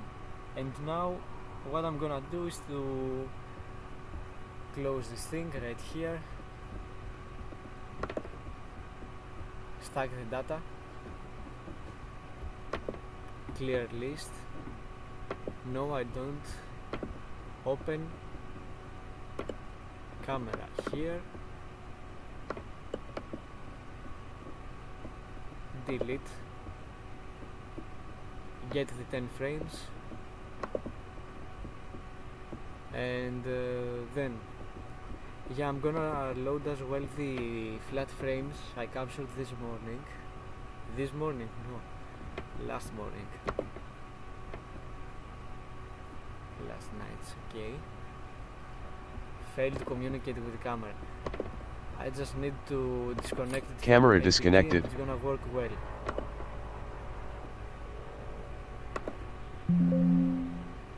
What's up with this thing? No, I don't want that. EOS utility, download images, select,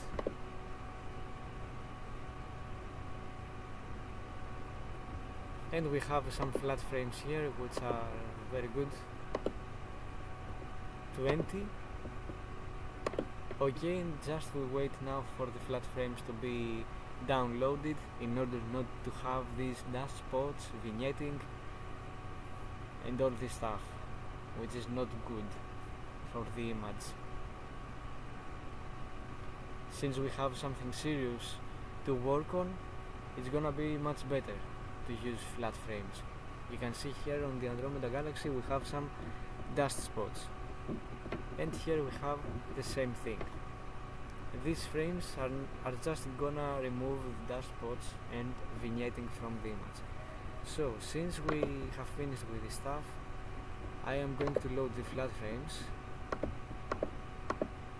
Astrophotography, images, and here we have the flat frames. Then load the biases, which are right here,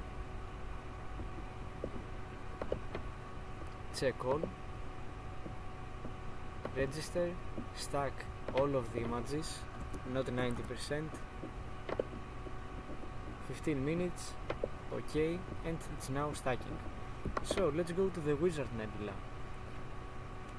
Well, I need to take off the guide scope again, put the finder,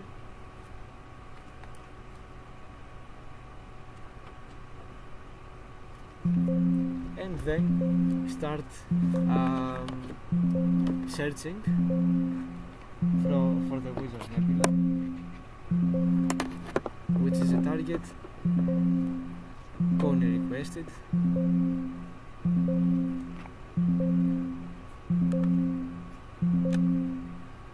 Okay, let's open Stellarium so we can have a look on what's up with this, with its location.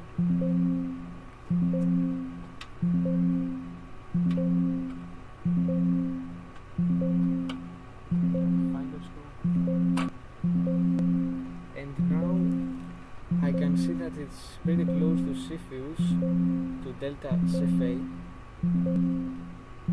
because we're gonna be able to find it easily, and this is a benefit.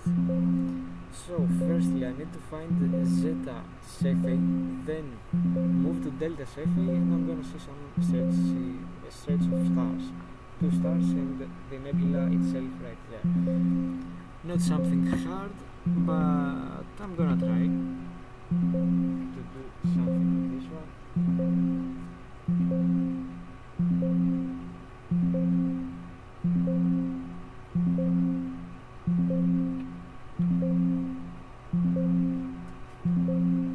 USB device disconnected. USB device connected. USB device disconnected.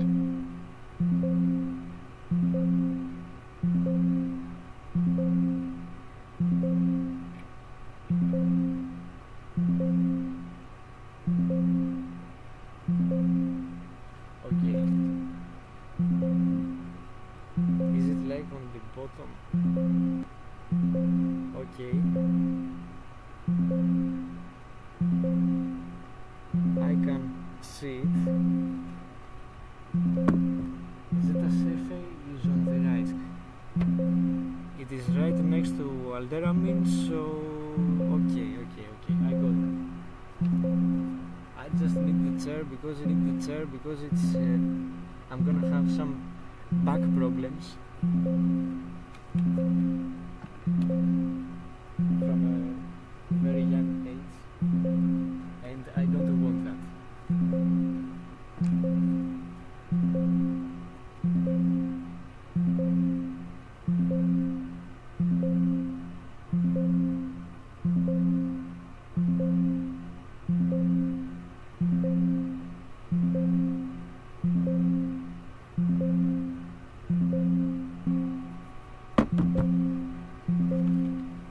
I have literally connected it. What is its problem? Like USB device connected. here it is. Close EOS utility. Camera Left. connected. Click here. Live view. And I can see some stars on the frame. I can see, I think, the bright ones.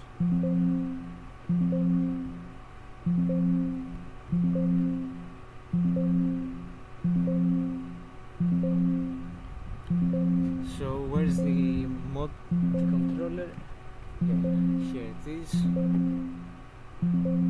And I'm just gonna move the stars.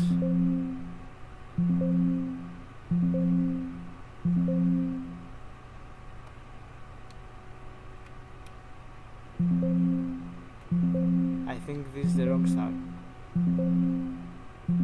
I also saw another below, like right here.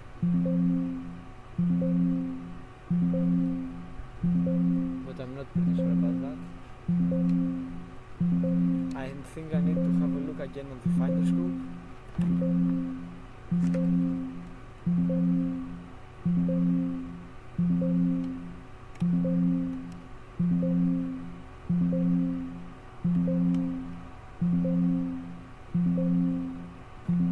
Okay, I can also see one star right here.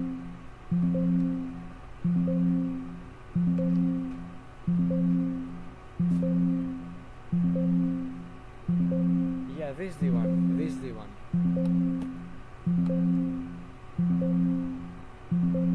You can see right here the two stars, and exactly right here is the Wizard Nebula. So we just need to move the telescope to this point.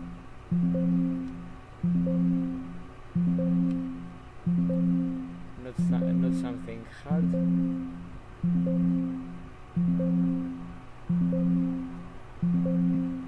And yeah, okay.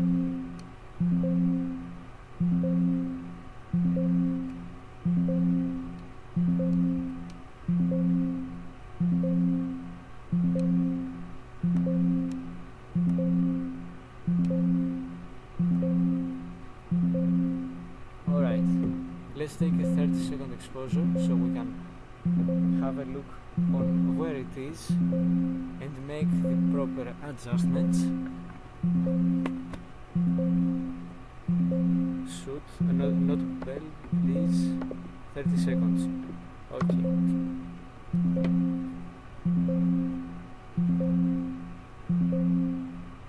Yeah, I know switch the drivers because I have Deep Sky Stacker and all the software, and sadly I don't have a microphone. I was planning to buy one, but then I went to vacation, you know how this goes. Okay, let's open the file from the Andromeda Galaxy, check the frame.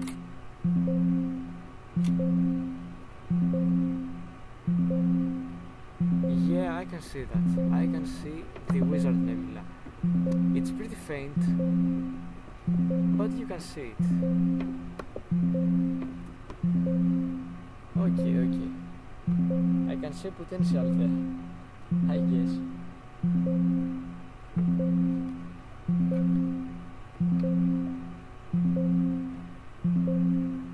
And now I'm gonna set up the guiding again for the third time tonight.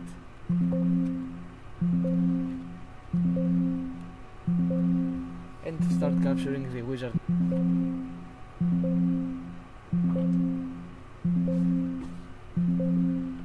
Here I have finder scope, guide scope, and let's attach it.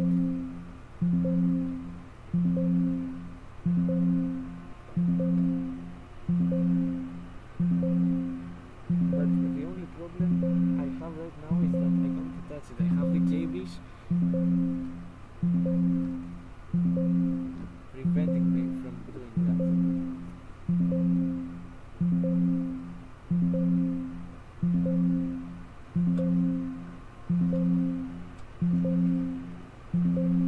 Okay.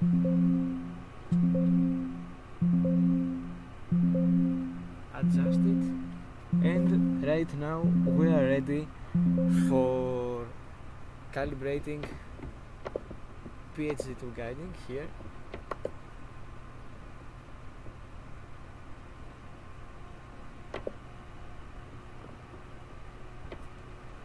Now we have, is it again on the frame? It is on the frame, so let's calibrate it. And while doing that, it would be very good to see the data. I'm gonna process the galaxy differently from the stars, so we're gonna use StarNet++ for that. You can see the core is blown by my mistake, but the stars are good. I'm pretty happy with the stars. And what happened? I literally just clicked on histogram and it shut down.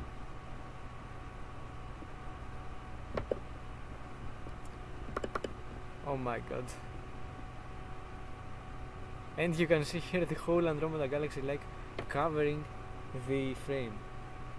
If I got to get like 1 hour on this one or 2 hours, it would be so beautiful.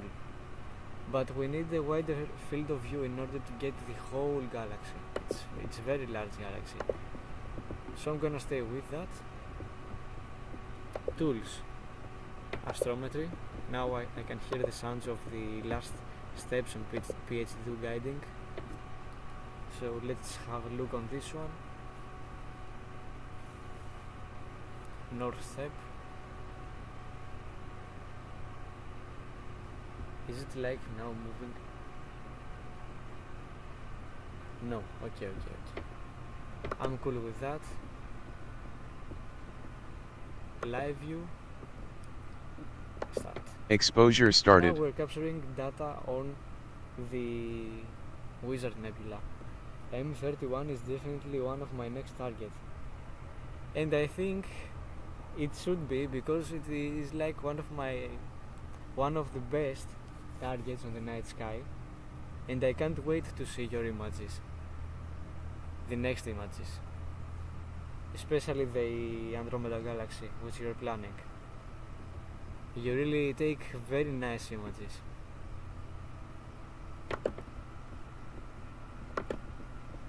Okay, image plate solver M31. we have the focal length and the pixel size, of course. Here, image processing, color calibration, spectrophotometric. Okay, and now we're waiting for it to calibrate the image to get these intense red color, orange color actually. Now you can see it is like a more normal color to the eye, but we still have some problems like gradients and all this stuff, which I'm gonna fix by using Grexpert's AI background extraction. Don't confuse it with the AI Exposure finished. It is Dithering started. It is a way, an algorithm which helps to get these gradients. You see that here it is like very bright, here it's dark. This is what we're trying to do. And firstly, of course, how I forgot about that. Crop the image somehow, like that. I think it's okay. And now, we can go. Exposure started. This is the denoising. Let's close the denoising. And we have another one here, smoothing to 0. Extract the background. And now denoise. Like 0.45. That's okay.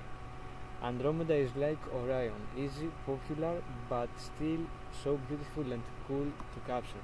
Definitely. And even if they are like so popular, they are, some targets you like to photograph every day. And the good thing about them is that they are visible to the naked eye, and I think this is why they are very popular, because they are naked eye visible and easy for beginners to get.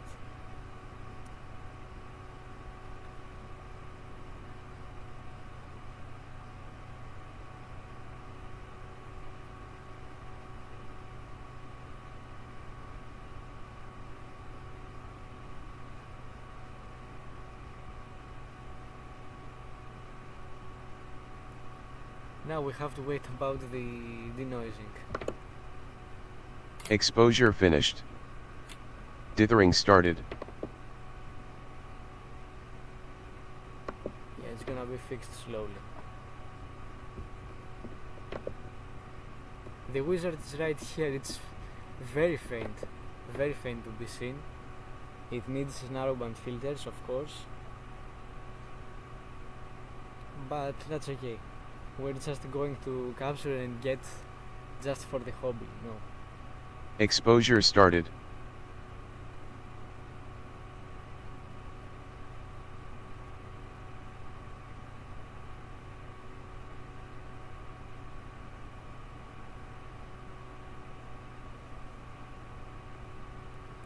It is faint, of course,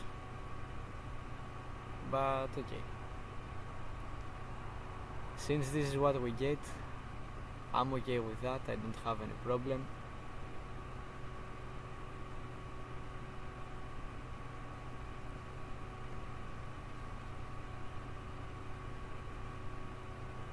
I just hope that the denoising part is gonna get like 15 minutes, not more.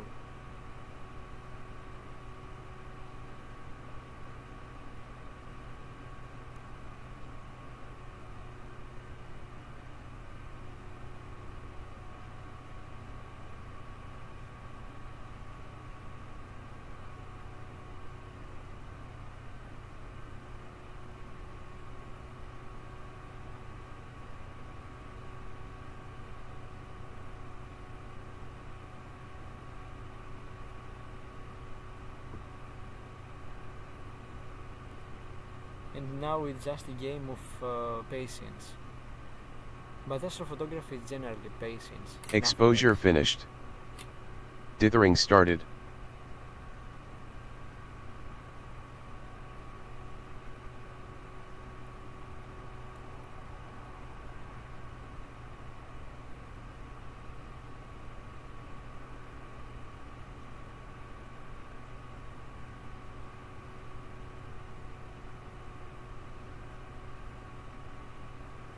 is it still like on 8%, 9%? Exposure started. This is gonna take years. I'm sure about that.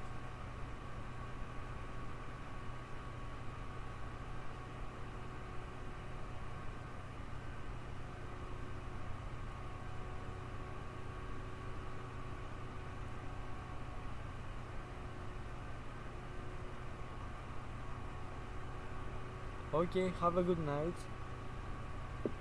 and see you next time. Clear skies.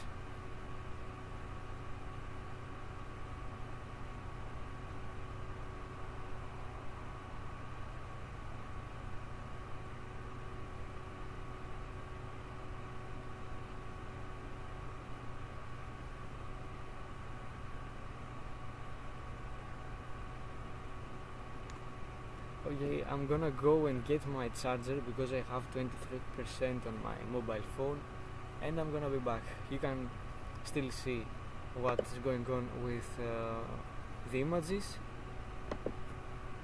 so I'm gonna be back in a minute.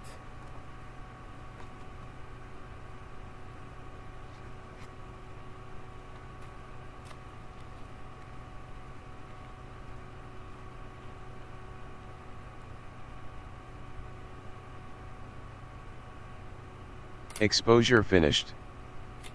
Dithering started.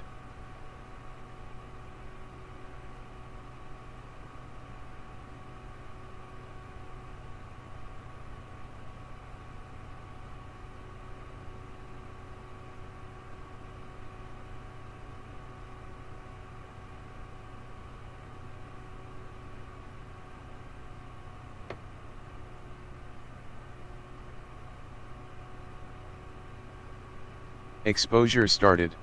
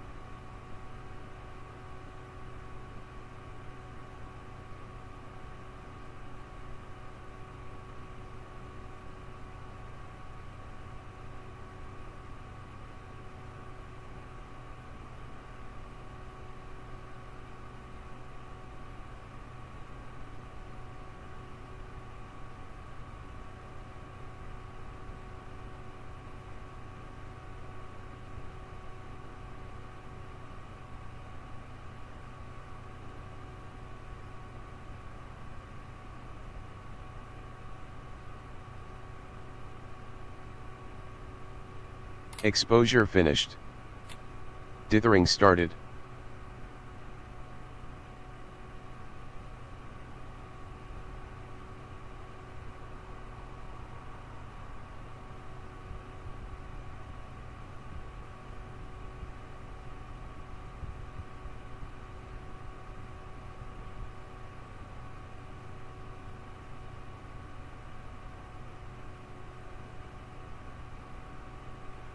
Exposure started.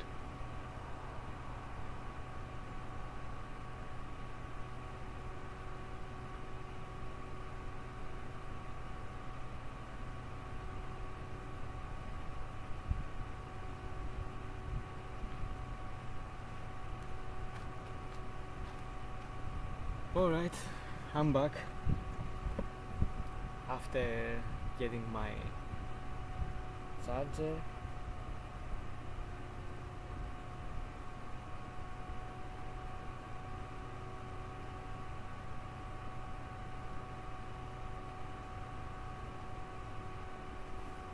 And now we just have to wait.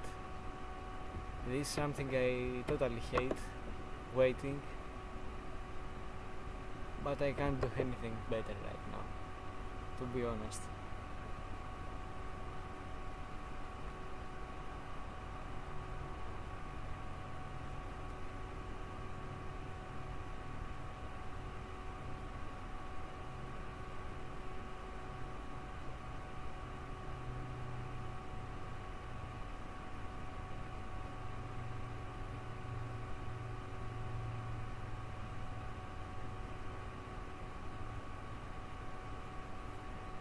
Now we are on the 6th frame. Okay. We also have Exposure finished. 20% of the denoising. This is gonna Dithering take started. a year. I think I'm gonna finish like on 1:30 o'clock, and this is not gonna finish. So I'm gonna stop with this process and go straight to the convolution.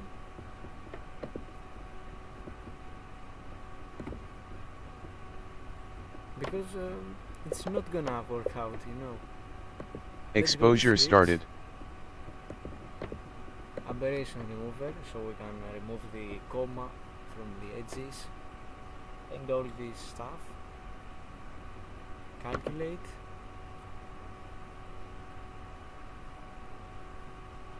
It's gonna take a while. It just needs to do that in each channel, the red, the green and the blue channel, the RGB, in short.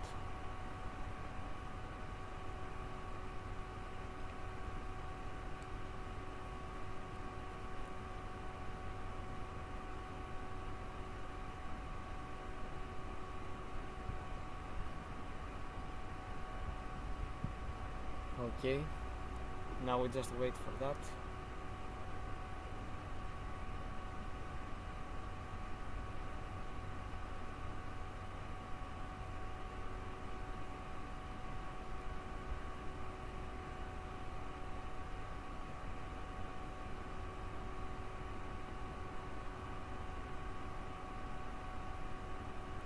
Now we're on the 3rd channel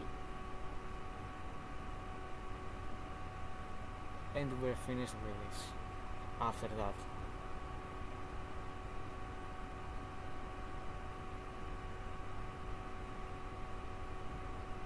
Exposure finished. Dithering started. Okay. That's pretty good. Fair enough, I guess.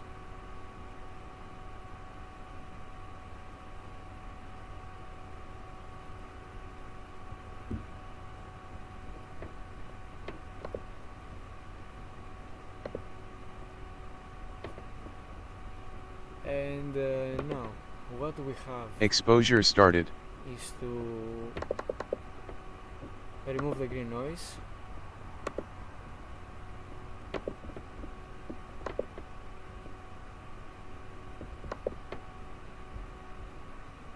And now remove the stars, separate the stars and the galaxy. Which I don't think is very important, but we'll see. I'm gonna start from that and see how it goes next. We have image processing,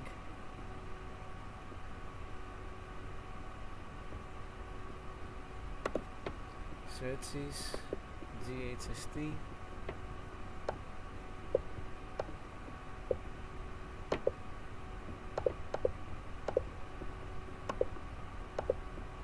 human weighted for the better colors,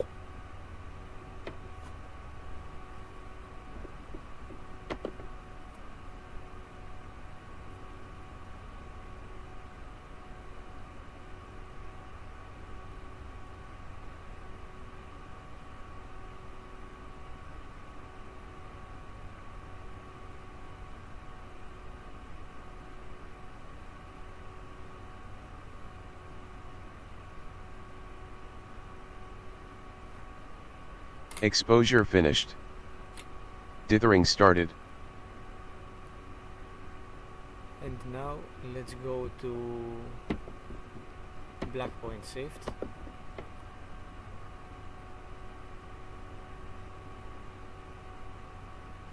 which is very useful if you want to clip your image a bit, not that much. Right here I think is the sweet spot. Exposure started. Now let's go to independent channel values, modify dark zone, just to keep the core in a better position. We don't want that to be blown out, because it's already somehow blown out, but we don't want to make it worse. This happened on the acquisition part.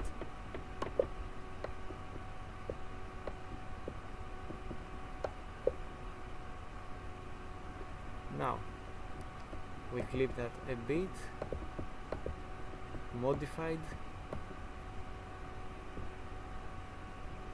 right here, pretty cool to be honest.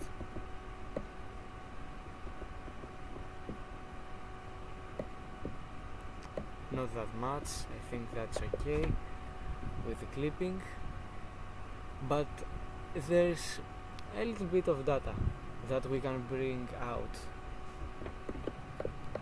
Don't expect for me to get like the insane results in just 15 minutes, that's insane.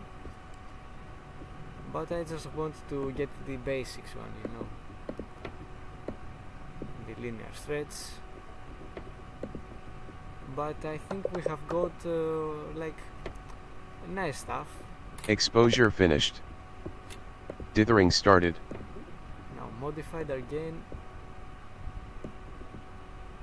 Now I'm gonna increase it a little bit more to get the outer spirals.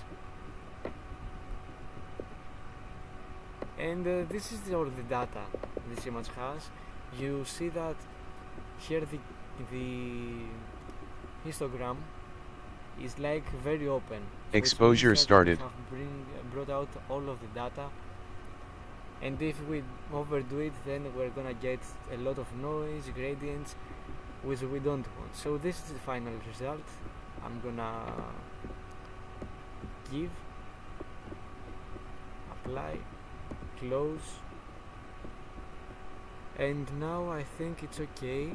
I just need to increase the saturation. This is a very useful tool.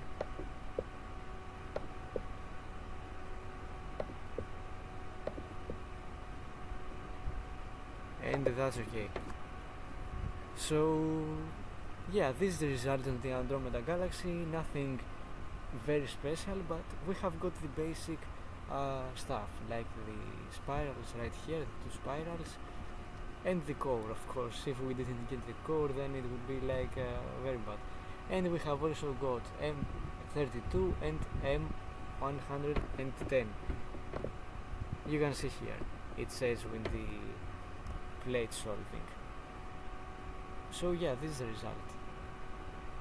I'm gonna save it as a JPEG because it has a bug when saving on PNG and it shuts down, and I'm gonna name it M31, which is its Exposure finished.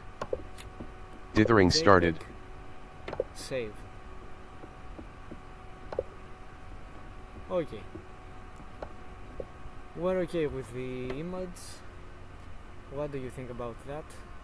Now we have two results on Messier 71 and on the Andromeda Galaxy. That's a pretty good start, I think. And now we have 15 minutes on the Exposure Wizard started. Nebula. I'm gonna finish with that in the next frame, and then go to the Ring Nebula, which is also requested by Robin. So this is gonna be the last one. The Wizard and then the Ring, and we are okay with that. I'm live literally like more than 2.5 hours, which is a record, I guess. So yeah, pretty cool with that. Let's pause that.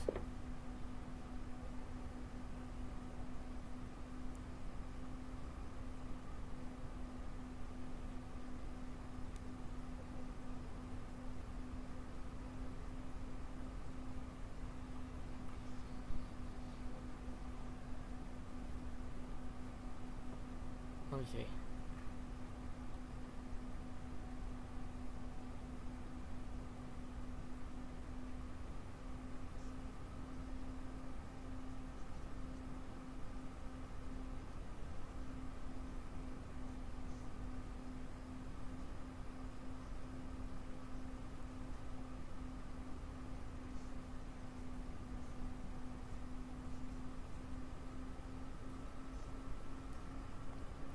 Okay.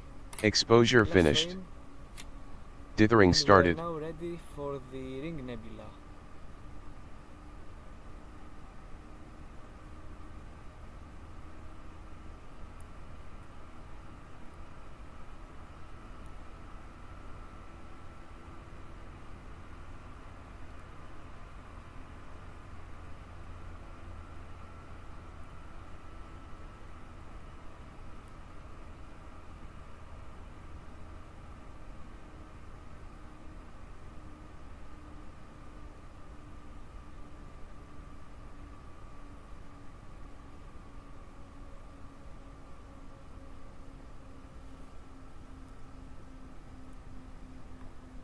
Alright, let's stop,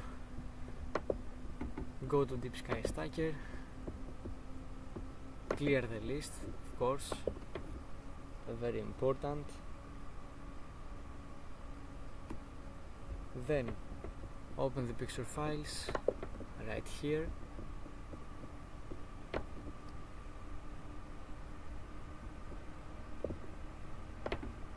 And here we can see from the Wizard Nebula, these are the frames from the Wizard Nebula right here, but I'm gonna check only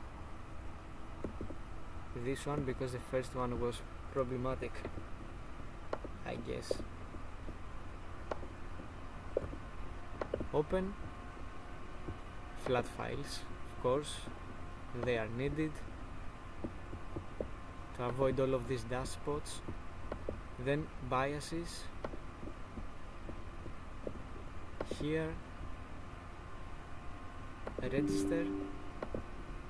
Yeah, firstly I have to check the frames, register, select the best 95% of the images, not the one, yeah, all of these images.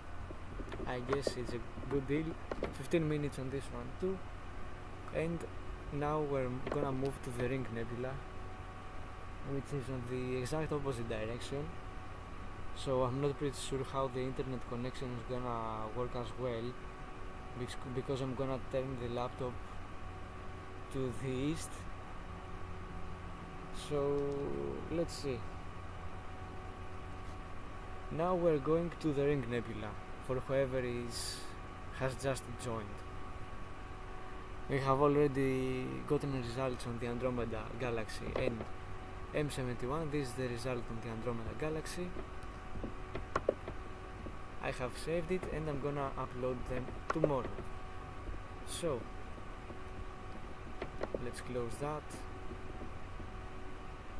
Open Astrophotography tool, maximize it basically. And now I'm gonna find the Ring Nebula manually. But firstly I have to go to PSD2 guiding in order to stop the guiding.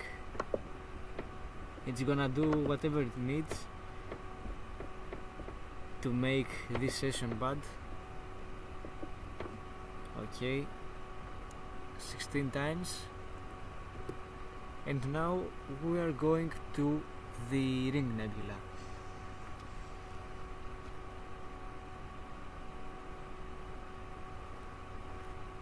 A very nice target, but very small for my setup. Okay.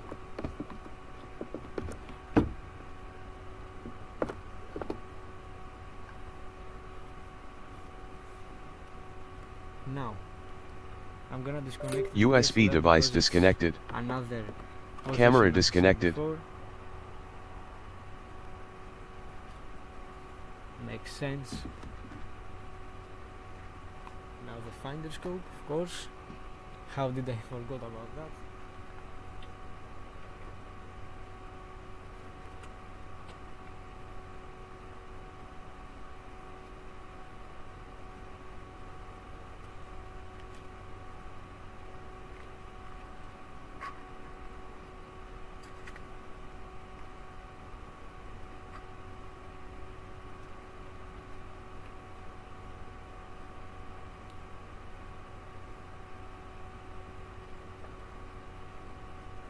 Okay, now I think we're gonna find it.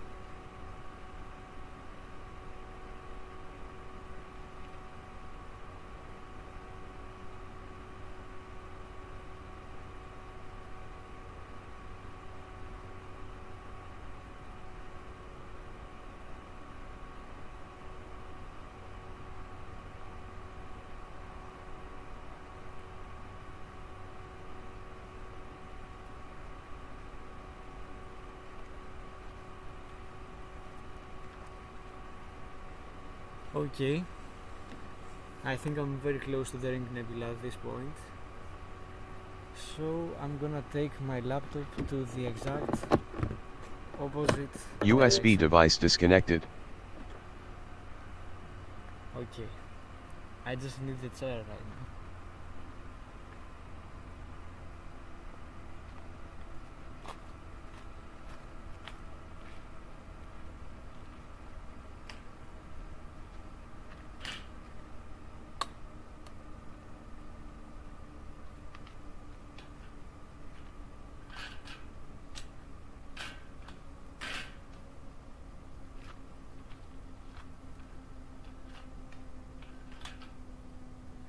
Okay, I think that now I can take the laptop and connect to the DSLR at some point.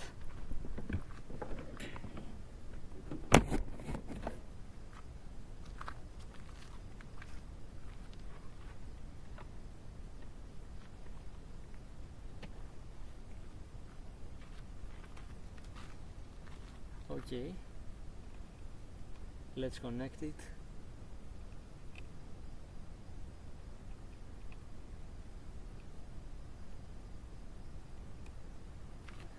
Here, USB device connected.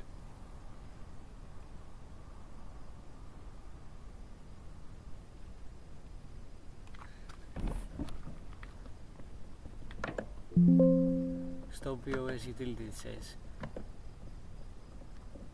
And it's right. It's not only OS utility but also the OneDrive.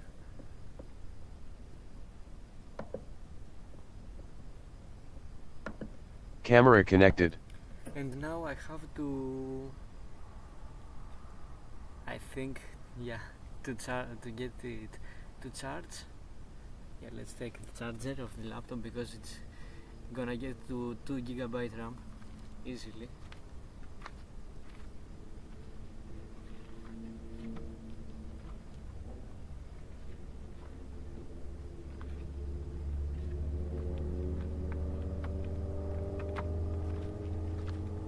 Now it's a whole process to photograph the Ring Nebula because I have to relocate my laptop and all my equipment. Okay, so since we have connected it, let's see if the Ring Nebula is somewhere here, because that's important, of course.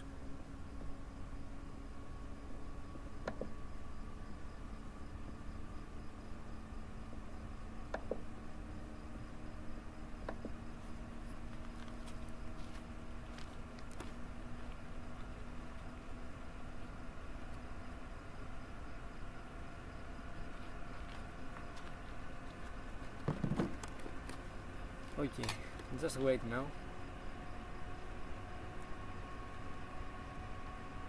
Oh, there it is. You can see right here, the Ring Nebula. Okay, that's good. That we can see the Ring Nebula, of course. Now I just have to center it. Makes sense, I guess.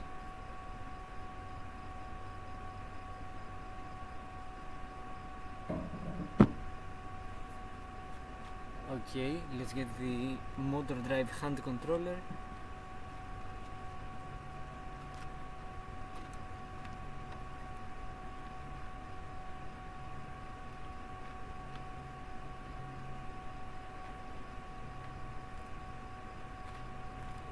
And since we have found it, I think it's not important to have the finder scope on, so I'm just gonna attach the guide scope right away.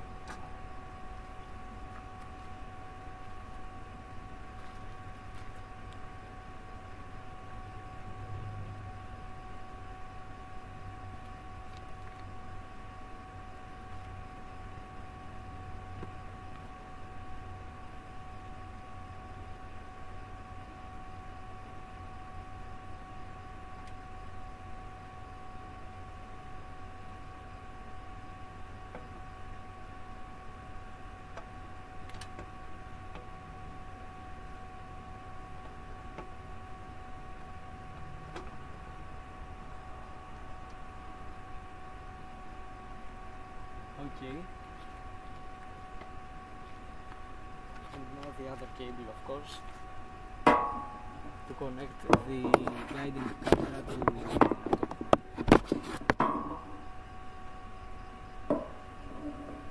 Right here, okay. I got this.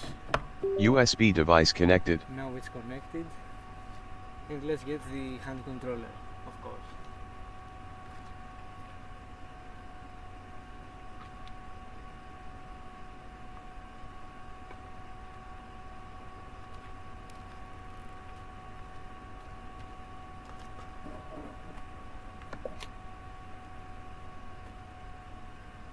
Now it's just to move the stars properly.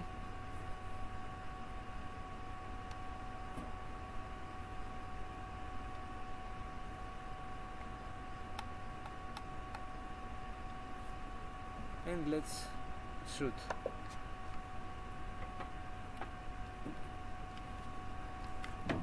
To see where we are.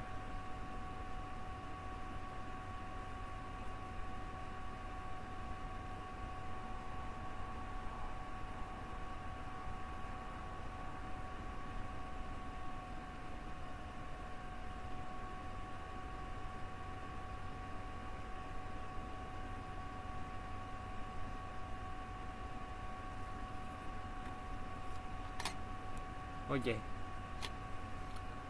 where the ring nebula is. It's somehow low, so I'm kind of just move it to the up.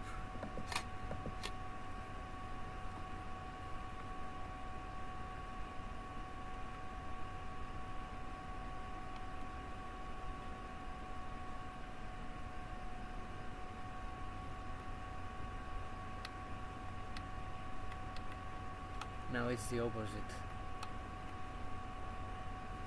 Okay, another one. Let's save some time by capturing 10-second frames.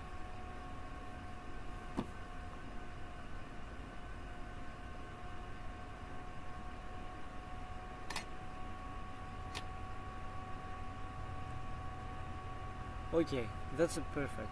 So now I'm just gonna calibrate my guiding and start taking images of the ring nebula.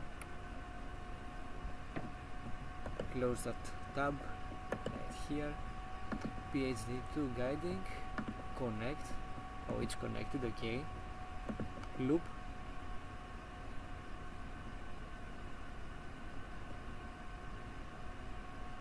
Okay.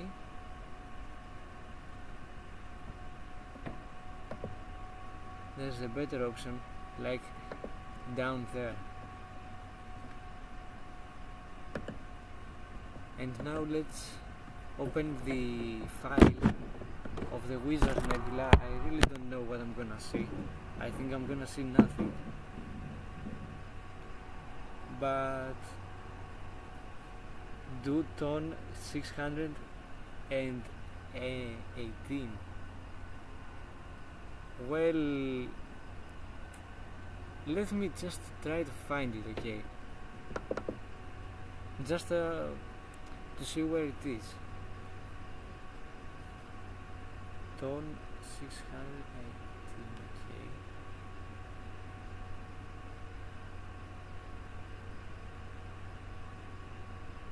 This is in, yeah, it's below the horizon. It is in the constellations near the border of the constellations Canis Venatici and Coma Berenices. So yeah, it's not visible right now, but even if it's not visible because it's below the horizon, it's very hard. It's like, what it says right here, wait, it says that it's 18 billion light years from the Earth. It's very hard or impossible to even capture it. I'm sorry for that, but yeah, this is impossible to do. Okay, PhD2 guiding is ready, and now we can start taking images of the Ring Nebula, which is also very fun. Exposure started. So let's go to serial.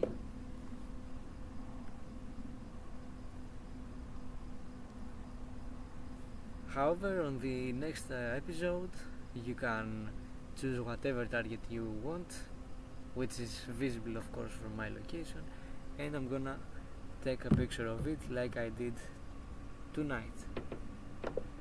Now this is the third target, the Wizard Nebula. Let's see what we got. Almost nothing. Almost nothing. Yeah, it's very faint to be seen, the Wizard Nebula, what I'm talking about, and this is why the result is that bad. It needs time and narrowband filters. So let's crop this part.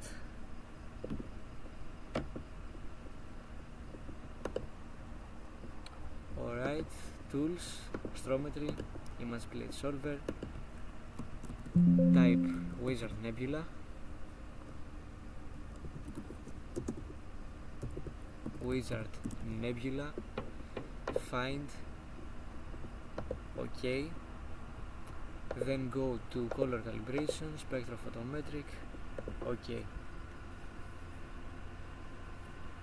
I pressed it, literally. Exposure finished. Dithering started. Now you can see the colors are better, somehow. Then we go to Python, processing, CreaXpert AI, do the background extraction, adjust it to 0, apply. Exposure started. Do an aberration remover.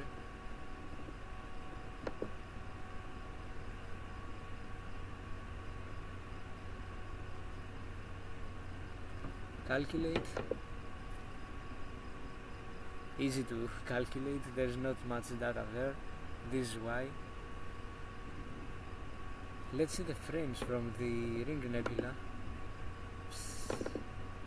Look at this. This is fantastic to see. I'm pretty curious about the final result, but you can see it's very small, like, come on.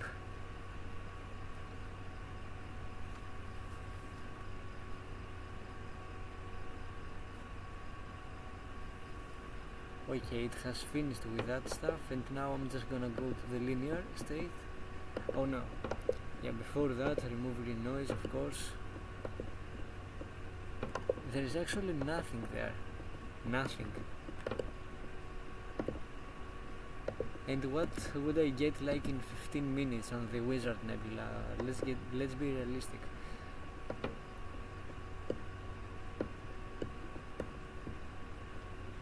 I'm gonna search it with the stars because it's like a waste of time to do that without stars. Exposure finished. There's nothing going on. Dithering started.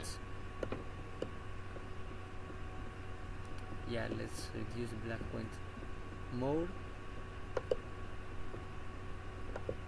Independent.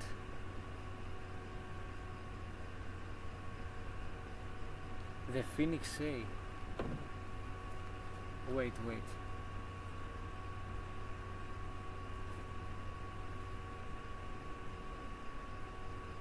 Exposure started.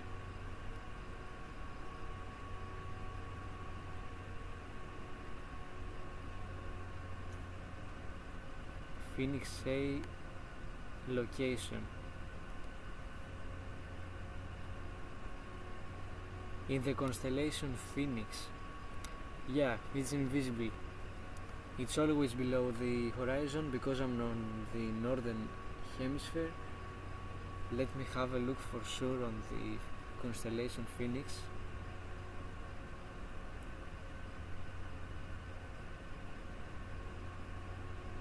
Yeah, it is very low from my latitude.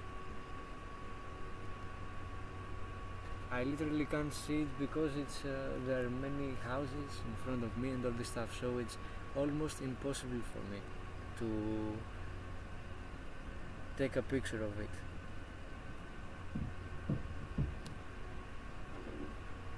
It's so far, it's very low in the horizon, so it's very hard, or I can say better, impossible for me.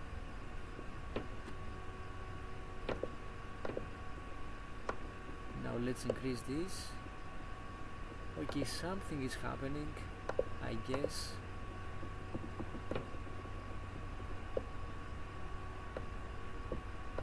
Exposure finished. I got the star cluster Dithering started. more than the nebula itself. This is the funny part.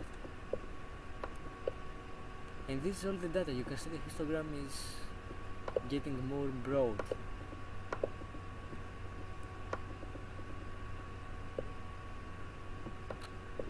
Not clip that much.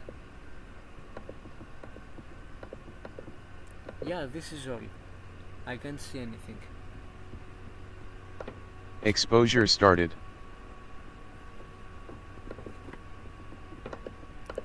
Nothing going on this image.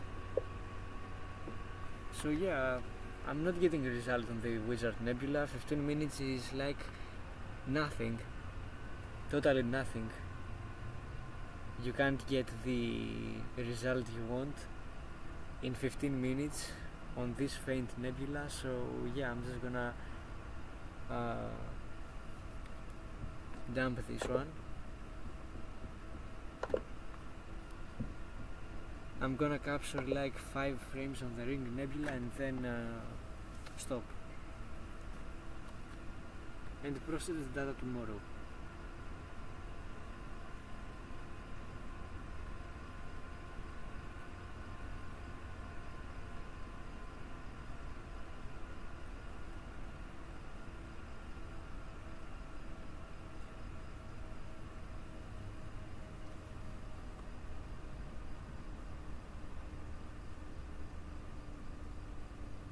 Let's have a closer look.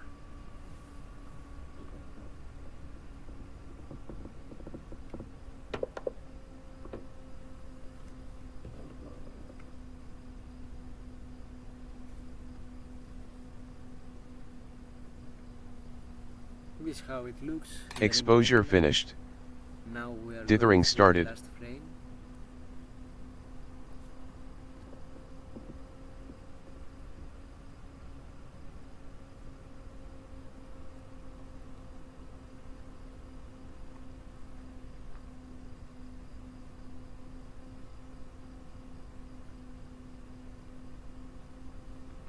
Now the dithering is gonna take some time. Exposure started. Okay. So this was the live stream, I guess. I think I'm gonna collect more data on this one. Yeah. I'm gonna collect more data on the Ring Nebula the whole night. Since I don't want to just turn off everything, I want to continue imaging, so yeah, I'm gonna continue collecting data on the Ring Nebula for the whole night, and yeah, I'm gonna share the result with you guys tomorrow. So this was the live stream. Thank you so much for joining all these hours, and I hope that the next one is gonna be better